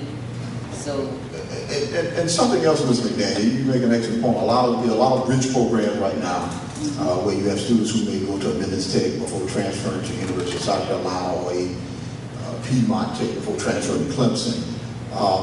But there's just more and more research out there that shows that SAT or ACT scores are not accurate predictors of how well students will do in college. And so that's why there aren't these kind of hard and fast rules, Ms. Hartman, about what kind of SAT score or ACT score you need to gain interest. Because what a college will do is to look at your total body of work, look at what courses you took in high school, what grades you made, and make most of their determination, quite honestly, on how you perform. And so the fact that you had a 19 ACT score, but you had a 4.2 average taking all AP and honors courses and had done great, is going to say, well, this is someone who could do well at the University of South Carolina. And so that's why there aren't these kind of hard and fast numbers anymore, because the research shows that the most accurate predictor of how well a student will do in college is his or her high school transcript, what courses they took in high school and how they performed. I have seen where they've taken, like you said, what they've done in high school, and even if it's putting on a probation period to start with, to enter. Thank you. The second assessment that the 11th graders take is the Work Keys, which is a job skills assessment that helps to measure real-world skills that will help employers determine if this individual will be suitable for their workplace. And our students last year earned 58 bronze. We had an increase from 2015 to 2016 from 59 to 70. We had a goal of certificate level honors of 2, and we ended up awarding a total of 130 Work Key certificates, with 71% of our students received a Work Key certificate. And as you notice, there are the platinum is not listed because there's very, very few students in the state that earn a platinum certificate when it comes to Work Keys. And Dr. Green, I want to commend the staff on what they're doing with Work Keys, because I know we offer it through our work, and I often get the folk who taking it, who make it in, talk about how difficult and how hard it is. So that is, I think, positive regarding our students. Now, our dual credit courses from last year, this gives a grade distribution of the number of students who earn A, B, C, and D. We had 100% passage with students who were enrolled in English 101, Math 110, Psych 201, and Music 105 for last year. And as you know, students who successfully pass the course earn not only a high school credit and a college credit as well. Out of those classes, can you tell me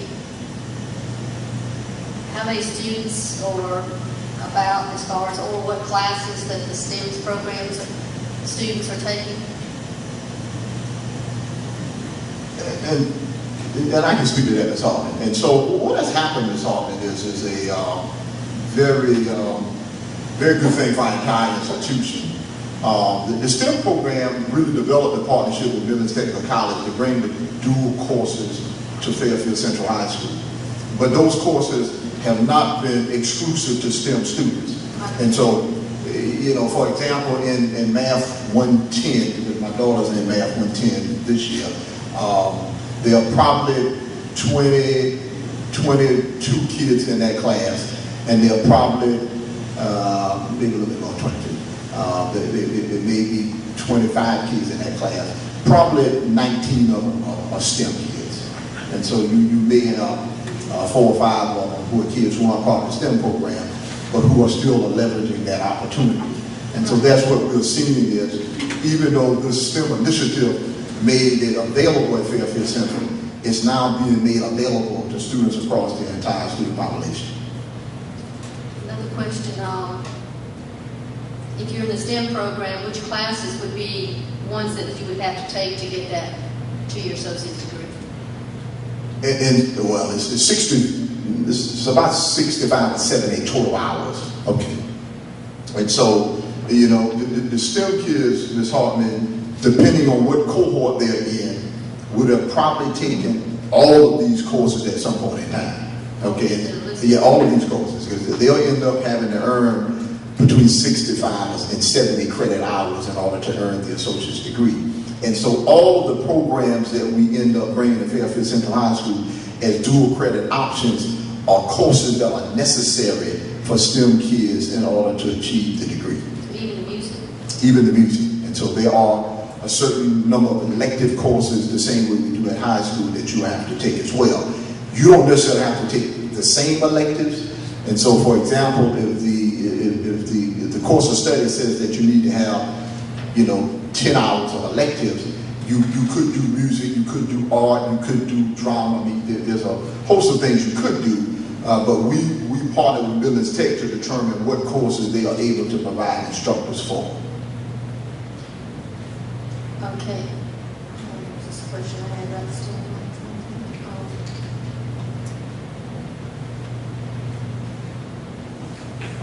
Can't think of what it is now. I'll just ask you. Thank you. And the next slide, of course, shows the number of students, the percentage, the total number of students that have enrolled from 2012 up until the 2015-16 school year. And as you can see from this graphic, the number of students has increased, and as Dr. Green said earlier, some of it is a part of those students who are enrolled in the STEM Early College Academy, but also other students who have elected to take the dual credit courses. And here, as you can tell, we have several courses over the last couple of years that have 100% passage, like English 101 students have had a 3-year trend of actually passing 100% passage rate for the dual credit courses, or that particular course itself. And Dr. L, before you leave that, I wanted to just say this to the board. That is absolutely phenomenal that we have been able to provide that many dual credit opportunities for students in a district of this size. This year alone, we will offer 14 dual credits on Fairfield Central's campus. And it is almost impossible to find that anywhere, quite honestly, much less in a high school of 800 students. So, I mean, Billings Tech has been an absolutely wonderful partner with us. And to go from 2 dual credit courses in 2012-2013 to 14 dual credit courses in 2016-2017 is absolutely remarkable. I think that's fantastic. And Madam Chair, and looking on there, there's 149 students now that are taking dual credit. And so what I said is that there may be some duplicates where you have a student who took more than one course, but there were 149 credits earned, I think, is what you can say that. Yeah. I can remember now what my question was what degrees, the 2-year degrees, do these students, is it more than one time or is it just one? And so students in the STEM Early College Academy, Ms. Hartman, will earn an associate's degree in science at the completion. So there's just one? Yeah, just one. Okay, yeah. thank you. When does that first class come? Is that first class? They're 11th graders, so they'll graduate next year. The next assessment is, of course, or the next set of data. It's our advanced placement results from 2012 up until 2016. And the total number of students for the 2016 school year who earned a 3 or above. And as you know, if you earn a 3 or above, the class itself, you'll be able to count that as college credit for those students who elect to enter a college. And so again, these are the results from the AP courses that were delivered to the students from 2012 up until 2016. Or, let me stay corrected, from 2013 to 2016.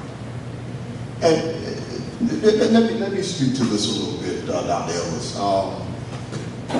One of the unfortunate consequences of having a very robust dual credit program is it very often has an adverse effect on the advanced placement program.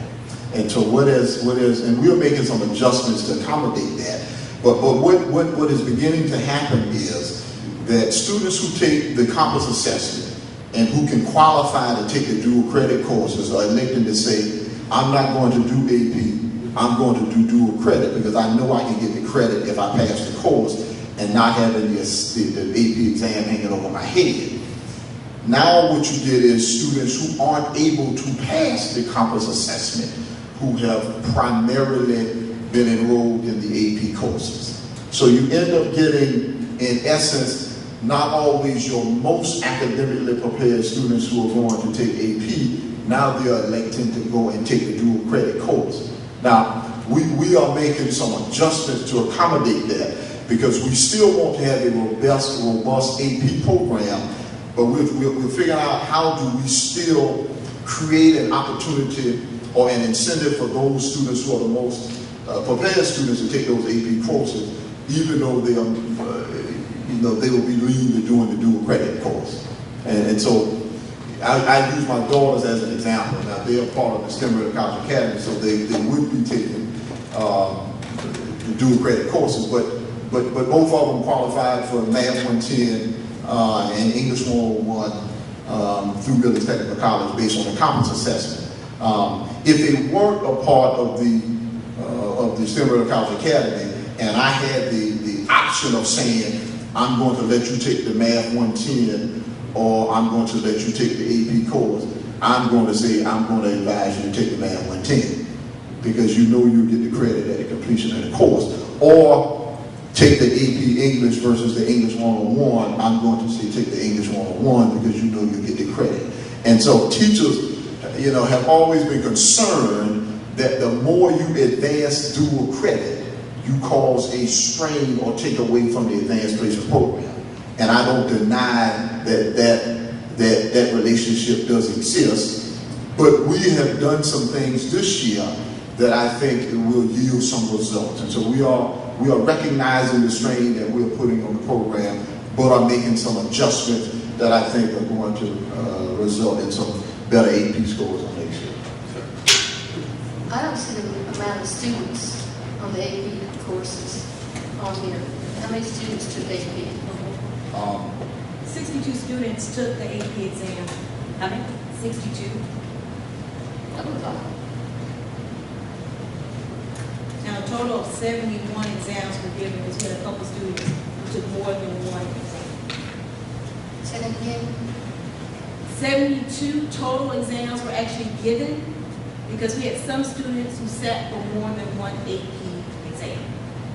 So that means if you go in and took a test, that meant that you could have taken 2 AP exams for 2 different courses. Yes. So Dr. Green, essentially you have to make a choice. If you want to do dual credit, you do dual credit. If you're not going to do that whole thing where you try and get the associate's degree, then you may have the ability to do it as it was operating. Am I understanding that? Yeah. So what we're doing, Mr. Frank, is we are creating a scenario where even the students who are doing dual credit will be doing AP as well. And so even though they might not want to do it in some instances, quite honestly. And so we are creating a scenario where even the students who are doing dual credit are doing AP. I'll just give you one example. And so this year, cut you off real quick, so I'll lose my question. But they're still going to be able to get the associate's degree with this plan you're doing? Yeah. So they'll still be able to get the associate's degree. And so for example, the juniors this year who are taking Math 140 and 141, we are pairing them with the AP Calculus course. And those students will get the credit for 140 and 141 and sit for the AP Calculus exam. And so some of them have asked the question, Mr. Frick, why is it I need to sit for the AP exam if I know I can get the credit for the 140, 141? Can you not get more credit depending on what your major and what your score is? Is that still how that works? Well, and so we are selling them on that. Okay, we're selling them. I recall not having to take science because of an AP biology exam at Fairfield, so that was nice. But I just wanted the board to recognize that there is a strain, and the strain gets even worse, quite honestly, because at this time we offer 10 dual credit courses. We're up to 14 now, and so with a limited pool of students, it's becoming harder and harder to create scenarios where they can do both. But we'll find a way to make it happen. You're saying there's 62 students that took classes and only 3 still passed the exam. Right, expansion. We're still having a problem with that. Oh, yeah, and so what I'm saying, Ms. Hartman, is unless we make some adjustments, I anticipate, and we are making adjustments, it could get worse because we are having more and more of the best prepared students that elect not to take AP.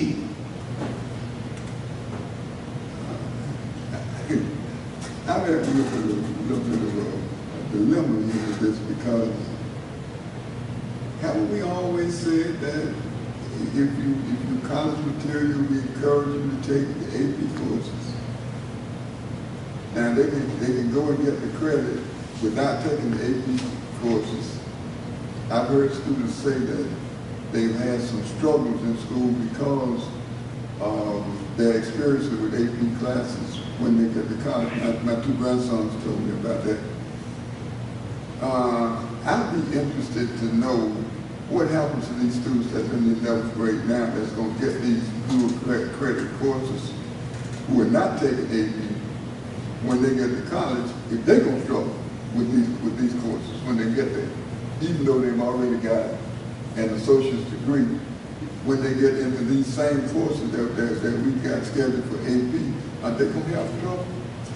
And so what I would say, Pastor Jackson, is to use the example that I gave, because of how we are structured it, particularly, let's say, calculus, for example. The calculus students who are in AP calculus are being exposed to the same thing that the kid in math 140 and 141 are being exposed to. So there's virtually no difference in the instruction.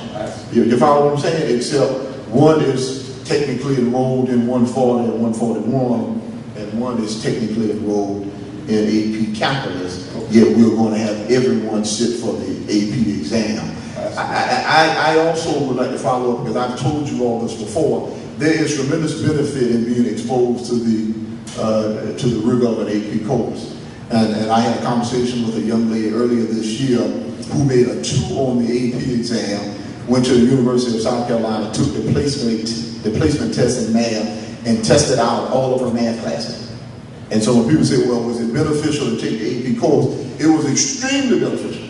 Even though she didn't make a 3 or better, the background knowledge that she learned during the course of that year caused her to go to the University of South Carolina, take a placement exam, and test out all of her math courses. So obviously she learned quite a bit of calculus.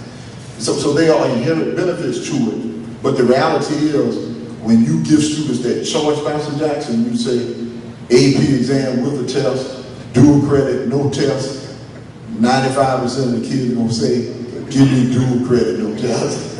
As much as you can talk about the inherent advantage, that they're going to say, well, give me the dual credit, no test. I don't blame them.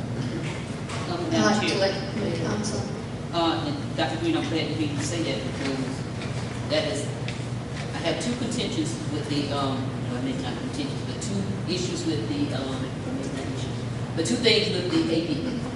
The first is that I think we have more students that can score high, and I've always said that, you know, always, and I won't ever stop saying it. And the second is, as you just stated, and I'm really happy to hear you say it, is that whether the students pass the test or not, if you talk to any student who's taken the AP class and have gone to college, they have gotten humongous benefit. The question, though, that I have on it is, you know, we have associations for this and associations for that and all this and that and the third.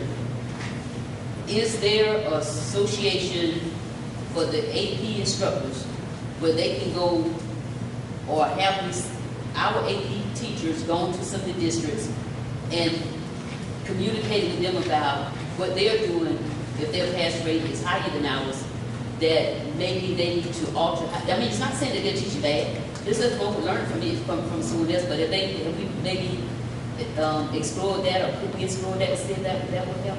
And so we have done that, Ms. McDaniel. We have put together some teachers who are new to teaching AP with teachers who are veteran. Okay. You know, I probably told you all about the teacher that's doing calculus now at Fairfield Central High School. Been doing it for probably 25 years. I mean, Ms. Mazzanati has been doing it for a while and actually scored some part of the scoring committee for AP exam. And so we are doing that across the board. I think I don't want to make guarantees, Ms. McDaniel, because sometimes I may end up, eating crow. But I think because of the adjustments that we are making in terms of the students that will be taking AP next year, we are going to see an uptick in scores. I think the adjustment is going to work. My daughters, even though, and to give you an example, my daughters are in AP U.S. History this year, even though that wasn't technically a part of the curriculum for the Stenberger College Academy, and I am holding them responsible for bringing back at least 2 3s a night. And so we're gonna get some better scores. But even with that said, I will put them out. So they're going to get cars upon going to college for every for passing 3, 4, 5, and 6. I got old 96 Nissan Pathfinder. I've got one more comment that I'd like to make that I think I know I've commented one time to you, or suggested to you, I should say, which is what Ms. McDaniel basically just said is, have teachers get together from other counties. I know in Greenville, over a range of a year ago, their AP teacher has 95 or above that passed that test. So something's going good over there. Anyway. And then I celebrate that. I don't want to speak negatively about that, but I'll tell you what College Board says about that, Ms. Hartman. College Board says that if your pass rate is 95 or above, then you're probably being too selective in who you're allowed to take the course. And so while I think we as laymen say, well, that's a great thing, what College Board says is that you should always be stretching students as far as you would stretch them. And even a kid who would struggle to make a 2, it's beneficial to put that kid in the course. Not necessarily just so you can have a high pass rate, but that you expose students to the rigor of the course. What I want to see is I want to see us have better success. Okay, I want to see us have better success on AP, and I think we're headed in that direction. Quite honestly, it's my goal for us to be at 95%. That would be wonderful, but I don't want to get it to the point where we are being so selective just to get a high pass rate that we end up screening kids out who would benefit from the exposure. Yeah, I don't know how many students were taking or anything else. I don't have that information. Yeah. All right, switching gears to intercourse. Our intercourse results, we are very proud of the improvements that were noted for our U.S. history from 2015. We had 39% of the students pass, and then in 2016 we had 48% of the students pass U.S. history. And as you can tell, from 2012 through 2016, we did have some fluctuations as it relates to the percentage of students scoring, but overall, we feel very proud of the progress that our students are making on these intercourse tests with Algebra 1, Biology 1, English 1, and U.S. History and Constitution. Now, the SC Ready, as was asked earlier by one of the board members, the SC Ready represents the 3rd different assessment that our students have taken. And this was the first year that the students took the SC Ready assessment in grades 3 through 8 in ELA and math. And the performance levels were meets and exceeds, which that stands for meets and exceeds grade level standard, approaching grade level standard, and of course does not meet grade level standard. So those represent the performance levels there. And while we look at, as we look at this data, we consider this data as baseline data because again, this is the 3rd different assessment that our students have taken as it relates to measuring their performance in ELA and in math. So we recognize that we have while we have some pockets of growth that we need to definitely focus on, and that is how this data has been utilized to inform instruction. SC Pass, for science and social studies, they use a performance level as met and exemplary and not met. And as a district, we demonstrated 52% were met and exemplary in science, and in social studies, we where 61% of our students were net and exemplary, which also exceeded the state average. So we are very proud that the students demonstrated, 61% of them demonstrated net and exemplary in social studies. And as you can see from this graphic, we have some pockets of excellence. As it relates to the fourth grade students in social studies, 75% of them were net and exemplary, along with our sixth grade students, 68% of them demonstrated net and exemplary on social studies. But again, we're using this data as opportunities for growth, and we have put some things in place to ensure that the students exceed these scores from last year. What's the grades for PASS? SE Pass was only tested in grades 3 through 8. Was spring of 4 through 8. Pardon, 4 through 8. Third grade didn't take science and social studies this year. Okay, so SC Pass is 4 through 8, SC Ready is 3 through 8. 3 through 8. So we're giving super students the same? Ready is ELA math, Pass is social studies. Question, please, Madam Chair. On the reading coaches, that's prior to third grade, is that correct? And so, Ms. Alman, we have reading coaches that are at the elementary school. We do have some interventionists that you may be referring to that we employ to work with kindergarten students on through all the elementary grades. But reading coaches in particular that are provided and funded by the state of South Carolina, they are required for working with the literacy program throughout the entire school, not necessarily within a particular grade. How are they doing? Are they improving with that? Do you think it's helping, in other words? I've heard some very positive things from the principal as it relates to the work that reading coaches are doing. I will tell you that we are probably going to do some things to enhance what the state is providing. You probably remember one thing that I added to the budget of this year was a reading interventionist for the middle school. I think that is going to pay off tremendously. And we're probably going to come back, since Ms. McDaniel actually spent all the money that we have, adding some additional interventionists, because I don't want to carry over any money next year. I want to spend it all. And so we'll probably look at adding some additional interventionists to go with the reading coaches as well. I'm sure. But if a child can read, I look at it that if a child can read, they can actually teach themselves. So, naturally, as much as we can encourage that, encourage them, and in ways of being proud of themselves, that always goes a long ways, to in them wanting to read. Thank you. The last slide is the graduation rate. And we have seen some fluctuations, of course, with the graduation rate. Of course, that could be attributed to the fact that the HSAT was removed as a requirement for graduation.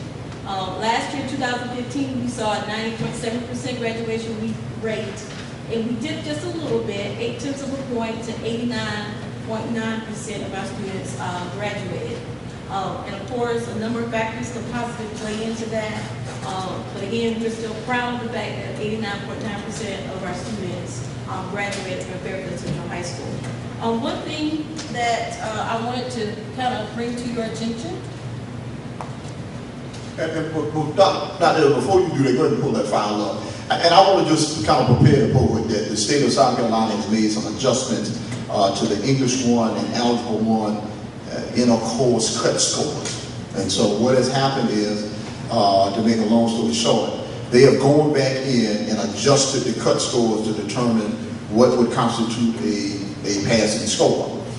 The example they gave is that if they applied last year's performance to the new cut scores, the number of students that made A's would go down from, I think off the top of my head, from 20% to 9%.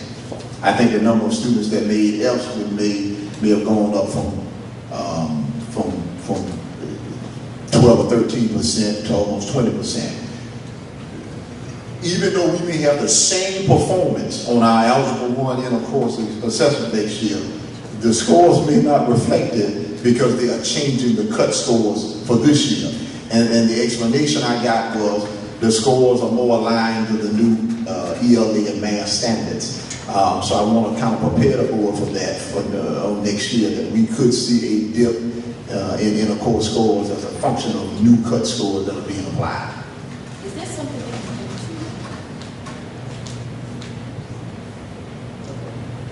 I don't want to, it seems to be whatever. But we find something else for the State Department to do so they can lead our teachers along.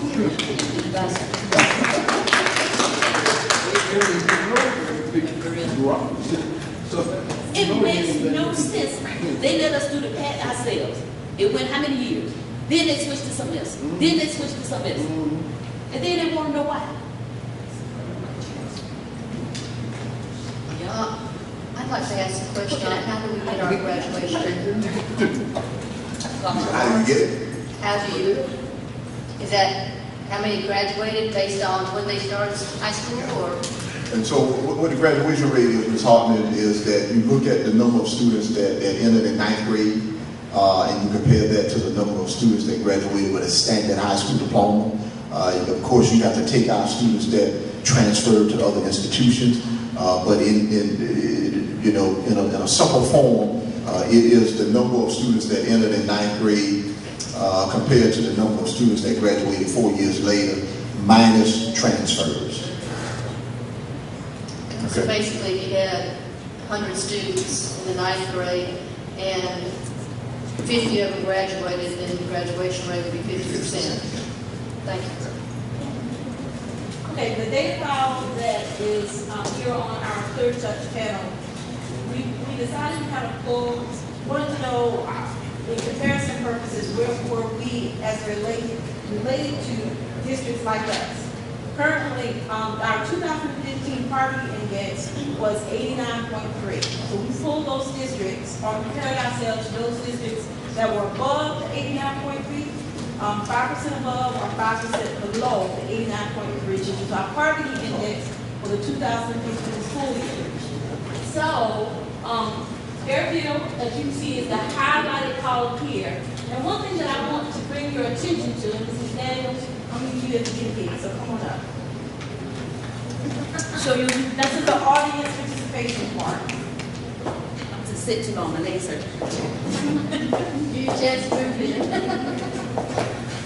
Okay, where does Fairfield fall as it relates to districts like us? And I'm excited back over for graduation. What do you notice? That's Fairfield, and you're the others. We are the highest of all the other 28. All of the other districts that are like us, we have the highest graduation rate. And Dr. Green should have already passed down to you. I think you were already previewing, and you all see which districts that are composed of districts like us. And of course, there are some other areas as well. Ms. Algebra 1. Oh, Algebra 1. So she already identified Algebra 1 as another area that demonstrated that we were highest among districts like us. All right, so SE Ready Math, see the others? All right, SE Ready. And again, AUC and Past Social Studies. So we did fairly well based upon these categories. But again, I want to bring one other thing to your attention, is that the graduate rate was 89.9 for us, but we also exceeded the state average as it relates to the graduation rate. And so I want to follow up on something that Dr. Evans just shared with you all. You know, the benefit of doing an exercise like this is for us is not necessarily to see whether we are performing better than other students like ours, but quite honestly, even to look at those districts that we are trailing. And so we aren't necessarily leading in all those categories. And so if I look at it and say, well, wow, there's a district on here that has a similar population that is doing a better job as it relates to, EOC U.S. history, that says to me, well, maybe we need to go and get some strategies on that district. And so it often gives us an opportunity to compare ourselves to like districts and even take a look at those districts that may be performing a little better than we are in some respective areas.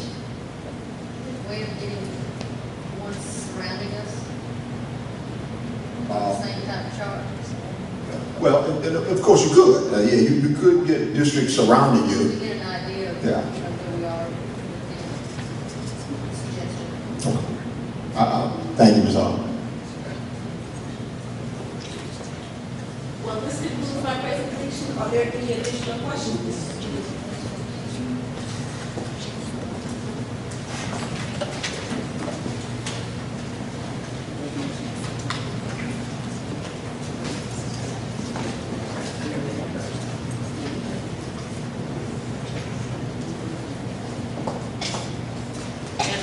It's getting kind of late. Before I go finance and jump over to the personnel.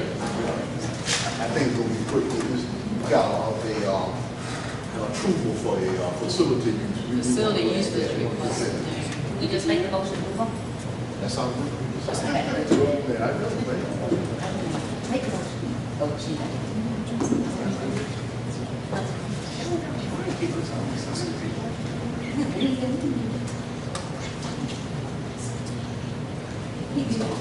How's everybody else feel about that? On this agenda. Want to skip the finance report, go to the facility usage request? Does that sound good? Just to get it on? Yes. Is that all right? Okay, that- I bet, Kevin. All right. Ms. Harrison, we're going to move on to that facility usage request and skip the finance report for now since it's almost 9 o'clock. Okay. Okay, you're nodding your head, okay. So let's move to that facility usage request there. The superintendent recommends the board waive the fees for the Chameleon Learning Inspiration Center to use Fairfield Central High School on March 18, 2017 for their annual Celebration of Education Awards program. And Chairman, that was superintendent's recommendation on the community learning center using high school for their program. I second that, Madam Chair. Thank you, Ms. McDaniel. Mr. Miller, any discussion? Those in favor of the Okay. Those in favor of the superintendent's recommendation that the board waive the fees for the community learning inspiration center to use Fairfield Central High on March 18, 2017 for their annual Celebration of Education Award program, signify by the raising of the right hand. Ms. Harrison? Yes. Yes, thank you. 7-0. We'll move to human resources. Good evening, Madam Chair, members of the board. For your approval this evening is certified resignations and terminations where the superintendent recommends the board approve resignations and terminations for certified staff. First action item is included in Exhibit 1A. Madam Chair, we did all those. Can I take one motion for all of the 7 ones that you got to need a special motion? That's the only one. I'm talking about for all the HR. It's a recommendation in there. The 1A is the, you can make that motion, yes. 1B is requiring a special motion, so make the recommendation for special.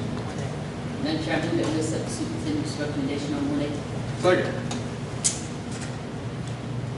We have a motion by Ms. McDaniel, second Mr. Britt. Those in favor signify by raising their right hand. Ms. Harrison? Yes. Thank you. 7-0. Second action item would be included in Exhibit 1B.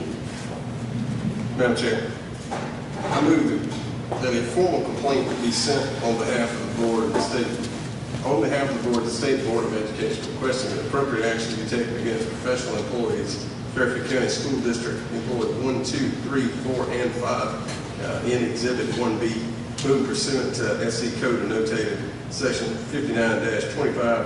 59-25-230 breach their individual employment contracts with the district by failing to return to work. Chair, second. Mr. Britt has made the motion. Pastor Jackson has seconded. All those in favor of that motion stating that, I'm going to say this a little louder because Harrison, so hopefully you can hear that the formal complaint be sent on behalf of the board to the State Board of Education requesting appropriate action be taken against professional employees of the district listed 1, 2, 3, 4, and 5, whom pursuant of the code 59-25-230 breached their individual employment contracts with the district by failing to return to work. Those in favor signify by raising of the right hand. We've got a vote here, 6. Ms. Harrison? Yes. Thank you, 7-0.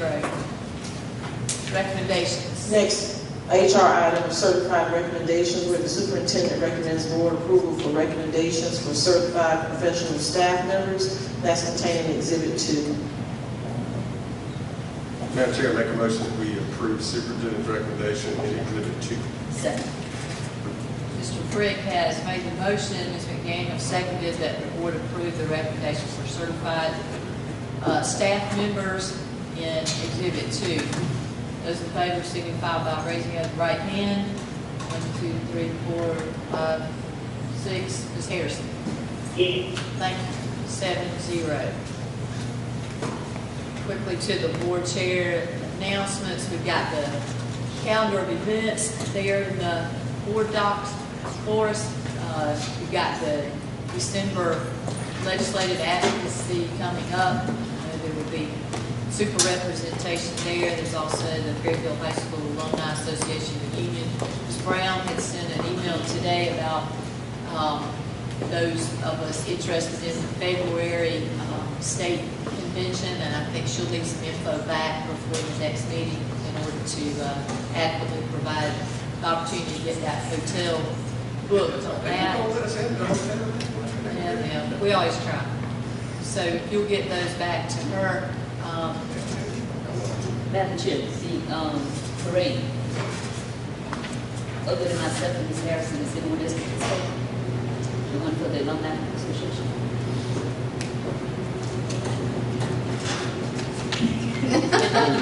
Dr. Green, that's Thanksgiving, that's what is that?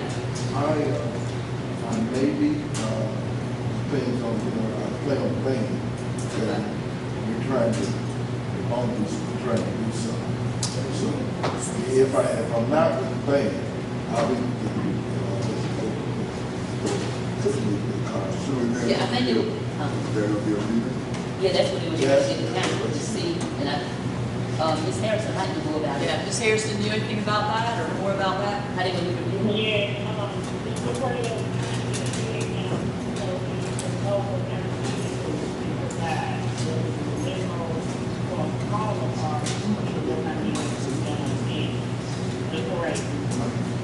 So they have 3 at this point, right? 5. Right. We're looking at maybe Pastor Jackson, Dr. Green, and Mr. Miller. I probably won't be in the comment. I think I need to be a grand marshal. Oh, really? Oh, you know you're going to be you get a vote We were going to say that. Okay. So it sounds like you need a big car. No, I'm going to draw my car. I'll do this. All right. Not that car. I go with Madam Chair, So it sounds like there will be 4 or so.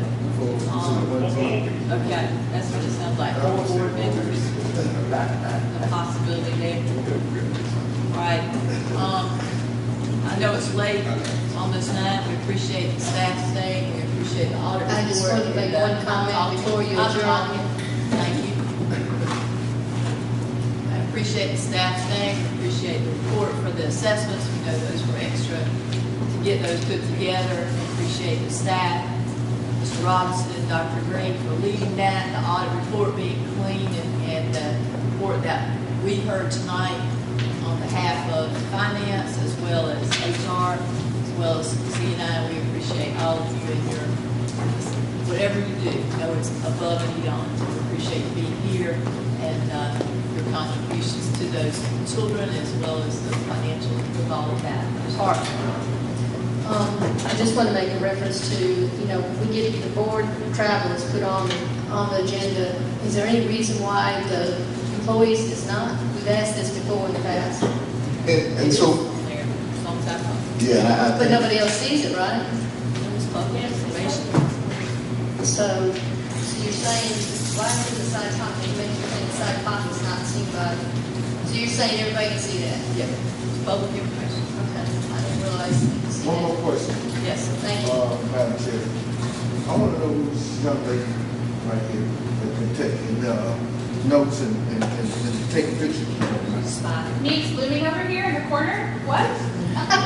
My name's Chelsea Jones. I was recently hired voice, and so I will be reporting to School Board meeting today. Good, glad to have. Welcome to. Thank you. Do I hear a motion to adjourn? Madam Chair, make a motion to adjourn. Thank you. Signify by saying aye.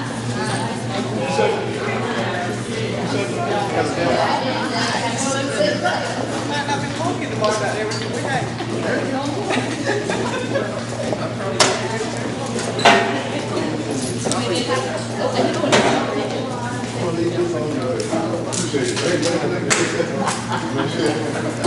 I knew that. Thanks, Mr. Harrison.